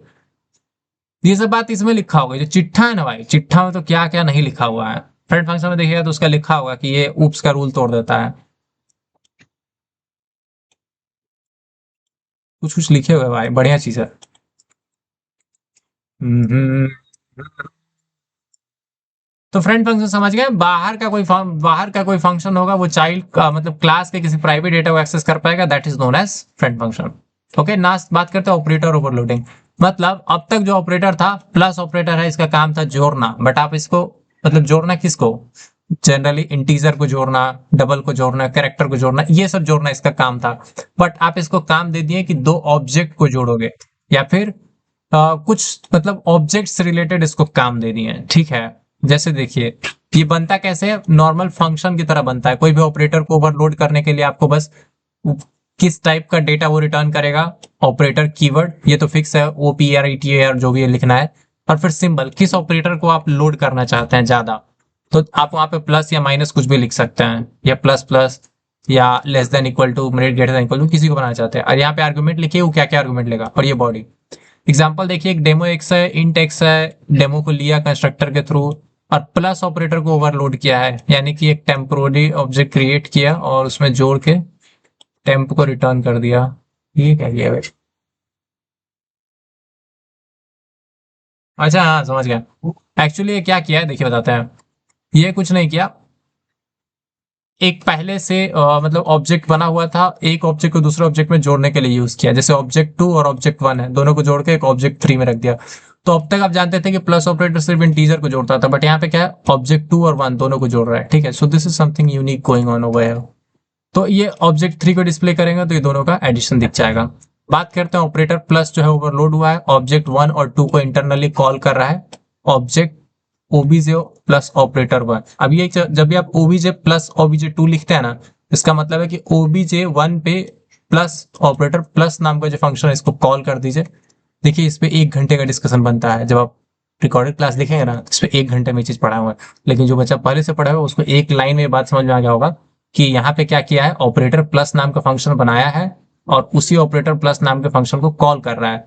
तो एक्चुअली लॉजिकली ये फंक्शन ही कॉल होता है, बट यहाँ पे उसको शॉर्ट में लिखने के लिए हम लोग ओबीजे 1 प्लस ओबीजे 2 दिखा देते हैं।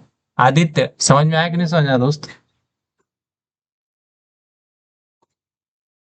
करो हैंड। लगता ही सो गया है लड़का, ज्यादा पढ़ लिया है।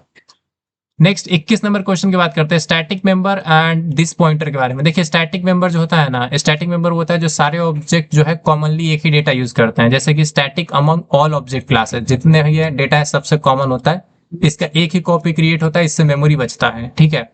और ये क्लास के बाहर डिफाइन जरूर होना चाहिए। अब दिस पॉइंटर क्या होता है, दिस पॉइंटर से आप क्लास के इंटरनल मेंबर को एक्सेस कर सकते हैं, ठीक है। तो देखिए स्टैटिक इंट काउंट है ना, तो ये आपको क्लास के बाहर इसको इनिशियलाइज करना पड़ेगा, स्टूडेंट काउंट, बेसिकली स्टूडेंट, और उसके बाद ये लगाया है 4 डॉट, मतलब स्टूडेंट क्लास के अंदर काउंट नाम का उसका वैल्यू 0 सेट कर दो। तो इससे क्या होगा ना, देखिए जो रोल है वो हर स्टूडेंट के लिए अलग अलग बनेगा, क्योंकि वो स्टैटिक नहीं है, नॉन स्टैटिक है। हर स्टूडेंट के लिए रोल वेरिएबल अलग अलग से बनेगा। जैसे अगर यहाँ पे S1 S2 है तो S1 का रोल अलग होगा, S2 का रोल अलग होगा, बट जो काउंट है वो सबके लिए सेम रहेगा, ठीक है। जितने स्टूडेंट बनते जाएंगे सबके लिए काउंट एक क्यों रहेगा। इनिशियली ये 0 रहेगा, और जब जब ऑब्जेक्ट बनता जाएगा तो आप देख रहे हैं यहाँ पे कंस्ट्रक्टर जब भी कॉल हो रहा है तो इसके अंदर इसको इंक्रीमेंट कर रहा है। बात करते हैं लास्ट में फाइल हैंडलिंग, कि फाइल को कैसे इनपुट आउटपुट कर सकते हैं। अब इसमें फाइल स्ट्रीम का यूज करके आप करते हैं, ऑफ स्ट्रीम से आप क्या कर सकते हैं, डेटा राइट कर सकते हैं, इफ स्ट्रीम से आप डेटा रीड कर सकते हैं किसी फाइल में, और एफ स्ट्रीम से आप दोनों कर सकते हैं, ठीक है। फाइल हैंडल करने का तरीका क्या है, सबसे पहले आप स्ट्रीम ऑब्जेक्ट क्रिएट कीजिए, उसका यूज करके फाइल खोलिए, उसमें रीड राइट जो करना है कीजिए और फाइल बंद कर दीजिए। मतलब ये आपको सी प्लस प्लस का कोई एक ऑब्जेक्ट बनाना है, इफ स्ट्रीम, ऑफ स्ट्रीम, या जिसका जरूरत है उसका, फिर उससे फाइल खोलिए, फिर उस फाइल को रीड या राइट कीजिए, मतलब लिखना है फाइल में कुछ डेटा लिखना है या उसमें से कुछ रीड करना, जो भी करना है करिए। और उसके बाद क्या है कि उस फाइल को क्लोज कर दीजिए। एग्जाम्पल के लिए देखिए, एक ऑफ स्ट्रीम आउट फाइल नाम बनाया student.txt को। इसमें आउट फाइल में जैसे सी आउट करते हैं ना, अब ये आउट फाइल स्ट्रीम है, अब इससे ये डाल दिया, ये डाल दिया और क्लोज से क्लोज हो गया। ठीक है, आउट फाइल के कंस्ट्रक्टर को फाइल नेम दिया, उससे फाइल बन गया। अब उसमें ये जो जैसे इंसर्शन ऑपरेटर है, इससे आप नेम वगैरह ये सब पास कर सकते हैं और क्लोज कर दिए, तो इससे क्लोज हो गया। फिर इफ स्ट्रीम से इन फाइल बनाया, स्ट्रिंग लाइन फंक्शन बनाया और उसको रीड करने के लिए get line in line line लिखा और लाइन को प्रिंट कर दिया। अब ये थोड़ा नहीं समझ में आएगा, सीधा सीधा छाप लेना दोस्त। नहीं भी समझ में आया तो कम से कम इसको एक बार फाइल हैंडलिंग वाला वीडियो देख लीजिएगा यूट्यूब पे, और नहीं तो सिर्फ चैट जीपीटी से इफ स्ट्रीम ऑफ स्ट्रीम ये वाला लॉजिक इतना रट लीजिए। ठीक है, ये जो वाइल वाला लॉजिक है ना, अभी समझ में नहीं, अगर प्रोग्रामिंग नहीं आता तो इसको रट लीजिए। ठीक है, या फिर सबसे बढ़िया रीडिंग वाला लिखिएगा ही मत, सिर्फ राइटिंग फाइल लिख दीजिए। राइटिंग में फाइल लिख दीजिए, ज्यादा इजी है। आउट फाइल बनाइए student.txt, उसमें डेटा फेंकिए, ये फेंकिए, वो फेंकिए, क्लोज कीजिए, बस हो गया। ठीक है, दैट्स इट। टेम्पलेट की बात करते हैं। टेम्पलेट क्या होता है, किसी फंक्शन में ना, अब तक आप डेटा तो डायनेमिक होता है सुने थे कि डेटा क्या होता है, जरूरत के हिसाब से बदल जाता है, बट टेम्पलेट का यूज करके डेटा टाइप को भी आप जरूरत के हिसाब से बदल सकते हैं। ठीक है, अब आदित्य हमेशा ही हैंड रेज करके बैठ गया है।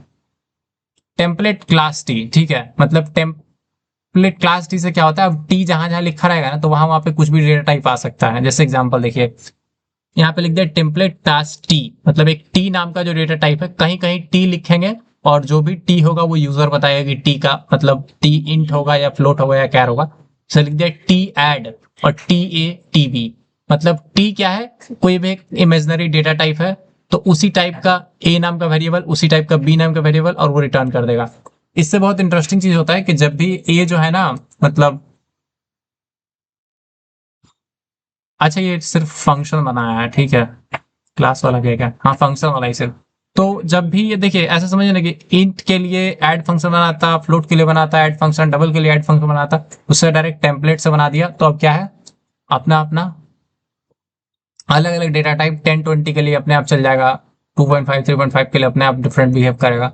तो ये बहुत मस्त चीज है टेम्पलेट। ठीक है, समझे। नेक्स्ट है एक्सप्लेनेशन की क्लास टी से क्या होता है। अच्छा, इसके लिए एक चीज जरूरी होता है, आपको टेम्पलेट कीवर्ड लगता है, ये ध्यान रखिएगा। ठीक है, दो तरह का टेम्पलेट होता है, ये भी याद रखना, फंक्शन टेम्पलेट। अगर कोई आप फंक्शन के अंदर सिर्फ टेम्पलेट यूज कर रहे हैं तो उसको फंक्शन टेम्पलेट बोलते हैं, क्लास के अंदर यूज कर रहे हैं तो उसको क्लास टेम्पलेट बोलते हैं। जेनेरिक क्लास का मतलब होता है, जेनेरिक वर्ड का मतलब ये होता है कि जिसमें डेटा टाइप मॉडिफिकेबल हो।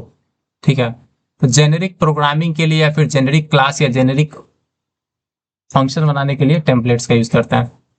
24 नंबर भाई, एक्सेप्शन हैंडलिंग। एक्सेप्शन हैंडलिंग मतलब दुर्घटना का नियंत्रण। ठीक है, होता है ना उसको।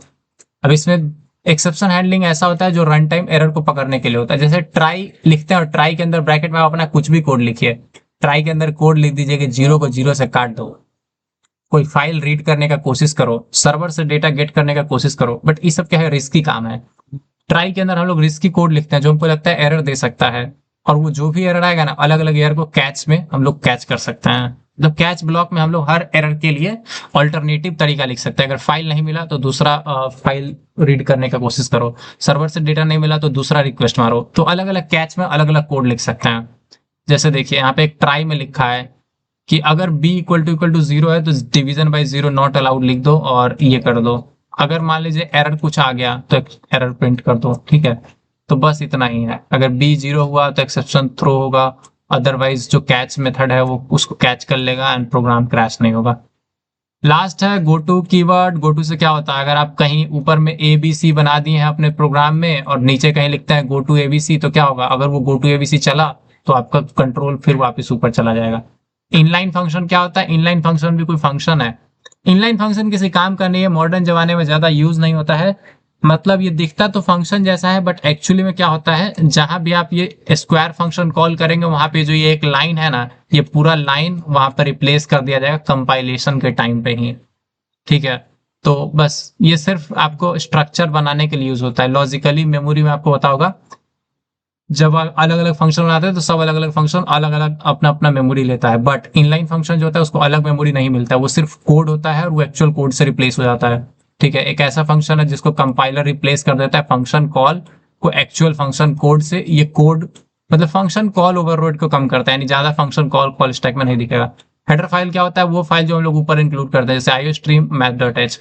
टाइप्स की बात करें तो यूजर डिफाइंड, जैसे आईओ स्ट्रीम, एफ स्ट्रीम, ये सब यूजर डिफाइंड भी होता, सॉरी प्री डिफाइंड भी होता है, जो पहले से बना बनाया है, जैसे आईओ स्ट्रीम है, एफ स्ट्रीम है, ऑफ स्ट्रीम है, ठीक है। फिर क्या था, इफ स्ट्रीम भी है आपका, मैथ डॉट एच है, ठीक है, बहुत सारा स्ट्रिंग डॉट एच है। अब यूजर डिफाइन में क्या होता है, जो आप अपनी मर्जी से बनाए, स्टूडेंट डॉट एच बना दिए, एम्प्लॉय डॉट एच बना दिए, वो सब हेडर फाइल इंक्लूड कर सकते हैं। एक्सेस एक्सेस की बात करें, क्लास के अंदर जो मेंबर होता है वो 3 टाइप का होता है, ठीक है। प्राइवेट, जिसको कि सिर्फ क्लास के अंदर के लोग एक्सेस कर सकते हैं, एंड ये डिफॉल्ट होता है, जब आप कोई मॉडिफायर नहीं देते हैं तो उसको प्राइवेट मान लिया जाता है। प्रोटेक्टेड क्या होता है, क्लास के अंदर एक्सेसिबल होता है, और डिराइव क्लास में, मतलब जिस क्लास में वो है वो लोग एक्सेस कर सकते हैं, और जो उस क्लास का चाइल्ड है वो भी एक्सेस कर सकता है, और क्लास के बाहर इसको एक्सेस नहीं कर सकते। पब्लिक की बात करें तो हमेशा कहीं से भी एक्सेस कर सकते हैं, जैसे इंट ए है, इसको क्या कर सकता है, सिर्फ डेमो क्लास के अंदर ही। प्रोटेक्टेड बी है तो इसको आप डेमो क्लास में भी एक्सेस कर सकते हैं, और डेमो का चाइल्ड, अगर कोई चाइल्ड डेमो होगा, मान लीजिए डेमो का चाइल्ड होगा कोई A2 नाम का क्लास, तो A2 में भी एक्सेस कर सकते हैं। और पब्लिक सी जो है, इसको आप कहीं से भी एक्सेस कर सकते हैं। So this was it. मतलब हायरार्की में याद रखिए, प्राइवेट जो सबसे रिस्ट्रिक्टेड है कि हाँ सिर्फ क्लास के अंदर ही, ये क्या है, ये सिर्फ क्लास के अंदर, ये क्लास के अंदर प्लस क्या है, चाइल्ड क्लास में भी एक्सेस हो सकता है प्रोटेक्टेड वाला। पब्लिक वाला क्या है, ऑल, यानी सब लोग एक्सेस कर सकते हैं। मजा में 25 क्वेश्चन हो गया भाई। थैंक यू सो मच, बहुत जल्दी जल्दी में बताने की कोशिश की, 1 घंटे 30 मिनट में क्लास खत्म कर दिया। अगर आपको इसका नोट्स चाहिए तो आप ये वाला पीडीएफ कीजिए, 40 पेज का है, 40 पेज बवाल है भाई, 40 पेज मतलब धरती नहीं है इसके बाहर कुछ, ठीक है। हो सकता है इसी में से question most of the cases में मिलेगा, बट हाँ समस्या कुछ भी हो सकती है। बट तो इसके लिए आपको पढ़ना चाहिए प्रोग्राम, बताते हैं इस प्रोग्राम में क्या क्या प्रोग्राम है, जैसे बताते हैं ये जो शॉर्ट वाला है, एक्सप्लिसिट टाइप कन्वर्जन, जीरो या पॉजिटिव चेक करने वाला, odd even program, prime number का program, sum of function numbers, और क्या है भाई, पॉइंटर और डायनेमिक मेमोरी, स्वैप करना कॉल बाय रेफरेंस से, लोकल ग्लोबल वेरिएबल का रिवर्स स्ट्रिंग करने का, क्लास ऑब्जेक्ट का प्रोग्राम, कंस्ट्रक्टर डिस्ट्रक्टर का इजी प्रोग्राम, कॉपी कंस्ट्रक्टर का easy program, hybrid inheritance, method overloading, virtual function, friend function, और क्या है, simple hello world program, static and this pointer का, ऑपरेटर ओवरलोडिंग का है, फाइल हैंडलिंग का है, टेम्पलेट का है, एक्सेप्शन हैंडलिंग है, रिवर्स स्ट्रिंग, एरे वेक्टर का एग्जांपल, गो टू का एग्जांपल, इनलाइन का, access specifier, sum of N number, multiplication, factorial, palindrome, digit count करना, फिबोनाची प्रिंट करना, रिवर्स प्रिंट करना। भाई सारा प्रोग्राम डाल दिया है, और सबसे जरूरी बात छोटा छोटा है, तो you know how to use it, right. So इसको पढ़ के जाइएगा, समझदार हैं आप। और उसके बाद एग्जाम में अगर आपको भर भर के लिखने का मन करे तो दीज क्वेश्चंस आर रियली मतलब कमाल है। सी प्लस प्लस के बारे में अगर आपको पॉइंट याद करने में दिक्कत हो रहा है, एक सुर में लिख देना चाहते हो तो यहाँ से ऐसे ऐसे लिख दीजिएगा, ठीक है। सो बट अगर अपना मन से लिखना है तो ये वाला पढ़िए, ठीक है, ये वाला पढ़िए, व्हाट्सएप पे मैसेज कीजिए, ये पीडीएफ मिल जाएगा। बट अगर ये वाला चाहिए तो इसके लिए भाई सिंपल है, वही इसका पैसा लगेगा भाई, कितना रुपीज लगता है, 99 रुपीज लगेगा, बट नेक्स्ट सारे सब्जेक्ट्स का एक्सेस मिल जाएगा, ठीक है। तो ये वाला चाहिए 8 पेज वाला, लेकिन इसमें पक्का है कि एग्जाम में रहेगा ही रहेगा, ठीक है, तो उसके लिए 99 रुपीज लगेगा। बट अगर सिर्फ ये वाला चाहिए जिससे पढ़ाए हैं, तो भाई इतना मेहनत किए हो तो ये फ्री में दे देंगे, ठीक है। तो रिकॉर्डिंग बंद करते हैं, thank you, bye. Hello guys and cuties, किधर गया भाई, अबे बंद हो जाओ वहाँ, हल्ला क्या कर रहा है। मजा आया कि नहीं मजा आया, ऐसा लगा कि कंप्लीट हो गया, कम से कम ऐसा तो मतलब सब नहीं पता है, बट फिर भी लग रहा है कि सब थोड़ा थोड़ा पता है, कुछ ना कुछ जरूर कर देंगे, ठीक है। तो वो कॉन्फिडेंस आना चाहिए। अब इस रिकॉर्डिंग को ना एक बार और देखिएगा, 1.5 घंटे में खत्म किया, एक बार और देखिएगा। गुड नाइट यूट्यूब वालों।